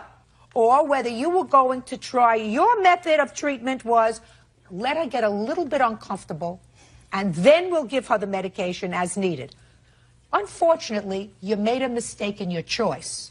I do not believe your daughter when your daughter says that you were beaten over the head with a phone, because there is nothing in any of the official records, including hospital records, which you had every opportunity to get over the last year and a half, that suggests that when you were admitted to the hospital for your chest pains, they noted bruising and swelling on your head that would be consistent with your being hit over the head repeatedly, according to you, and according to your daughter, with a cell phone. So I do not believe you were falsely charged. And I believe you broke her arm. Oh, ma'am, I believe that you... I'm speaking. I did not. I was leaving and they attacked me. Okay. That's all I was doing was leaving. You may have convinced you, Miss Moore. I didn't care about what medicine they gave Mother. They attacked me. They didn't take my statement. The police didn't let me give a statement. My lawyer will testify to that. Why don't you call her? Listen to me. I don't want to go any further with this, Miss Moore, because I'm speaking. I'm speaking. I'm speaking. Speak. I swear I did not. Listen to me very carefully. Where's the Bible? I took a lie detector's test even, and I did not touch them. Your case is dismissed. Did you have any unreimbursed medical bills? Yes, ma'am. What were they? Unreimbursed medical bills. I have $7,000 right here. Judge 7 on the calendar in the matter of Wills versus Cooper. Parties have been sworn in. You may be seated. Ma'am, have a seat, please. Mr. Cooper, what do you do for a living, sir? I'm the head of domestic sales for a multi-million-dollar company. And how long have you had that job? Since about November of 2009. How much do you earn? $35,000 a year. Get commissions? Yes. Bonuses? Not yet. Have you gotten a commission? Not yet. So your base salary is $35,000. Right. Who do you live with? I live with my parents. What do they do for a living? My mother works for the county, and my father owns a construction company. When were you and Miss Wills planning to get married?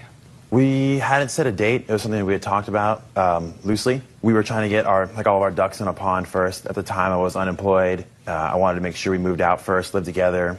So we didn't have a date set. And when you were together, where were you living? I lived with my parents. So even when you were dating and discussing marriage, you were living with your parents? Correct. And where was Miss Wills living? With her parents. Now, you accumulated a whole bunch of tickets. Correct. Where? In Riverside County. Why? They were mostly tinted window tickets that I had forgotten about. What does that mean, tinted window tickets? My windows on my truck were illegally tinted. Why were they illegally tinted? It's the way I bought it. How many tickets did you get for that? I think the total was maybe 4. What else did you get tickets for? That's all I can remember. It's been so long. How long ago was it? It's been well over a year since we paid off the tickets. Now, you use the word we loosely, I assume, because you didn't pay for the tickets. Right. Tell me how that came about, Mr. Cooper. When we were planning on getting married, I was planning on becoming a police officer. Something like this was holding me back, and we were planning on going to Vegas.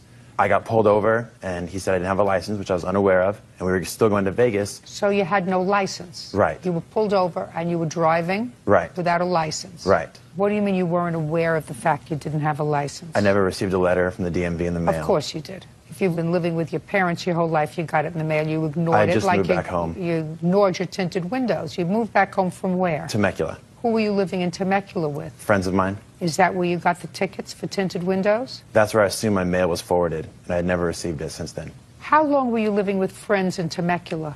Well over a year. And what's the current address on your driver's license? Riverside. And were you living in Riverside when you got your driver's license? Yes. How old are you? 25. And how long is a driver's license valid for? I don't know. 4 years, 5 years, 10 years, as long as a driver's license is valid in the state of California. I do not know. Do you have your driver's license with you? I don't have it on me, no. So what you're trying to tell me, Mr. Cooper, is you went to motor vehicles and changed your address when you were living in Temecula? I changed my address to Temecula. When I came back home, I never changed it back. They send your mail where your driver's license indicates that you live. My question to you, Mr. Cooper, is, are you trying to tell me that a man who accumulates tickets for the same offense, time after time, doesn't know how long his driver's license is good for, but was a good enough citizen to go to Temecula and advise the county in Temecula that you had temporarily relocated with friends to change your address on your driver's license? I just want you to tell me that that's what you want me to believe. That's not what I'm telling you. Fine. Then your mail went to Riverside, not to Temecula. And when it went to Riverside, your parents, somebody responsible who works for the county, and your father who has his own business would have said, hey, idiot, your driver's license is suspended. You get where I'm going? I understand. Perfect. Now, let's move on with the tickets. So you were planning to be a police officer, just what we need. And this was holding you back because you were on your way to Vegas and you got pulled over and you had no driver's license. Did they impound your truck? No, I wasn't on my way to Vegas when I got pulled over. Oh, I thought you were on your way to Vegas. It was something that we had planned to do. Oh, so you weren't on your way there. No. You got pulled over in Riverside. Correct. And they said your license has been suspended because you didn't pay all these tickets. Correct. Who was in the truck with you? Nobody. So what happened to your truck? I turned around and went home. They let you drive home with no license? I was a quarter mile from my house. They let you drive home with Correct. no license. And what did you do when you got home? Tried to figure out why I didn't have a license. Yani Bitru Gagla Baban Babla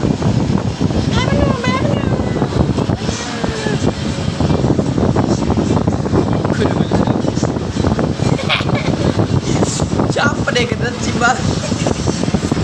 Baban. Cinta.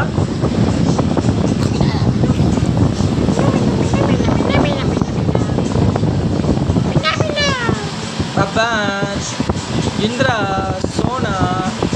Babanjani. Babanjani. Babanjani. Babanjani. Babanjani. Udah kuliah belum? Kuliah belum? Gini. Ini kenapa, Bu? Gini.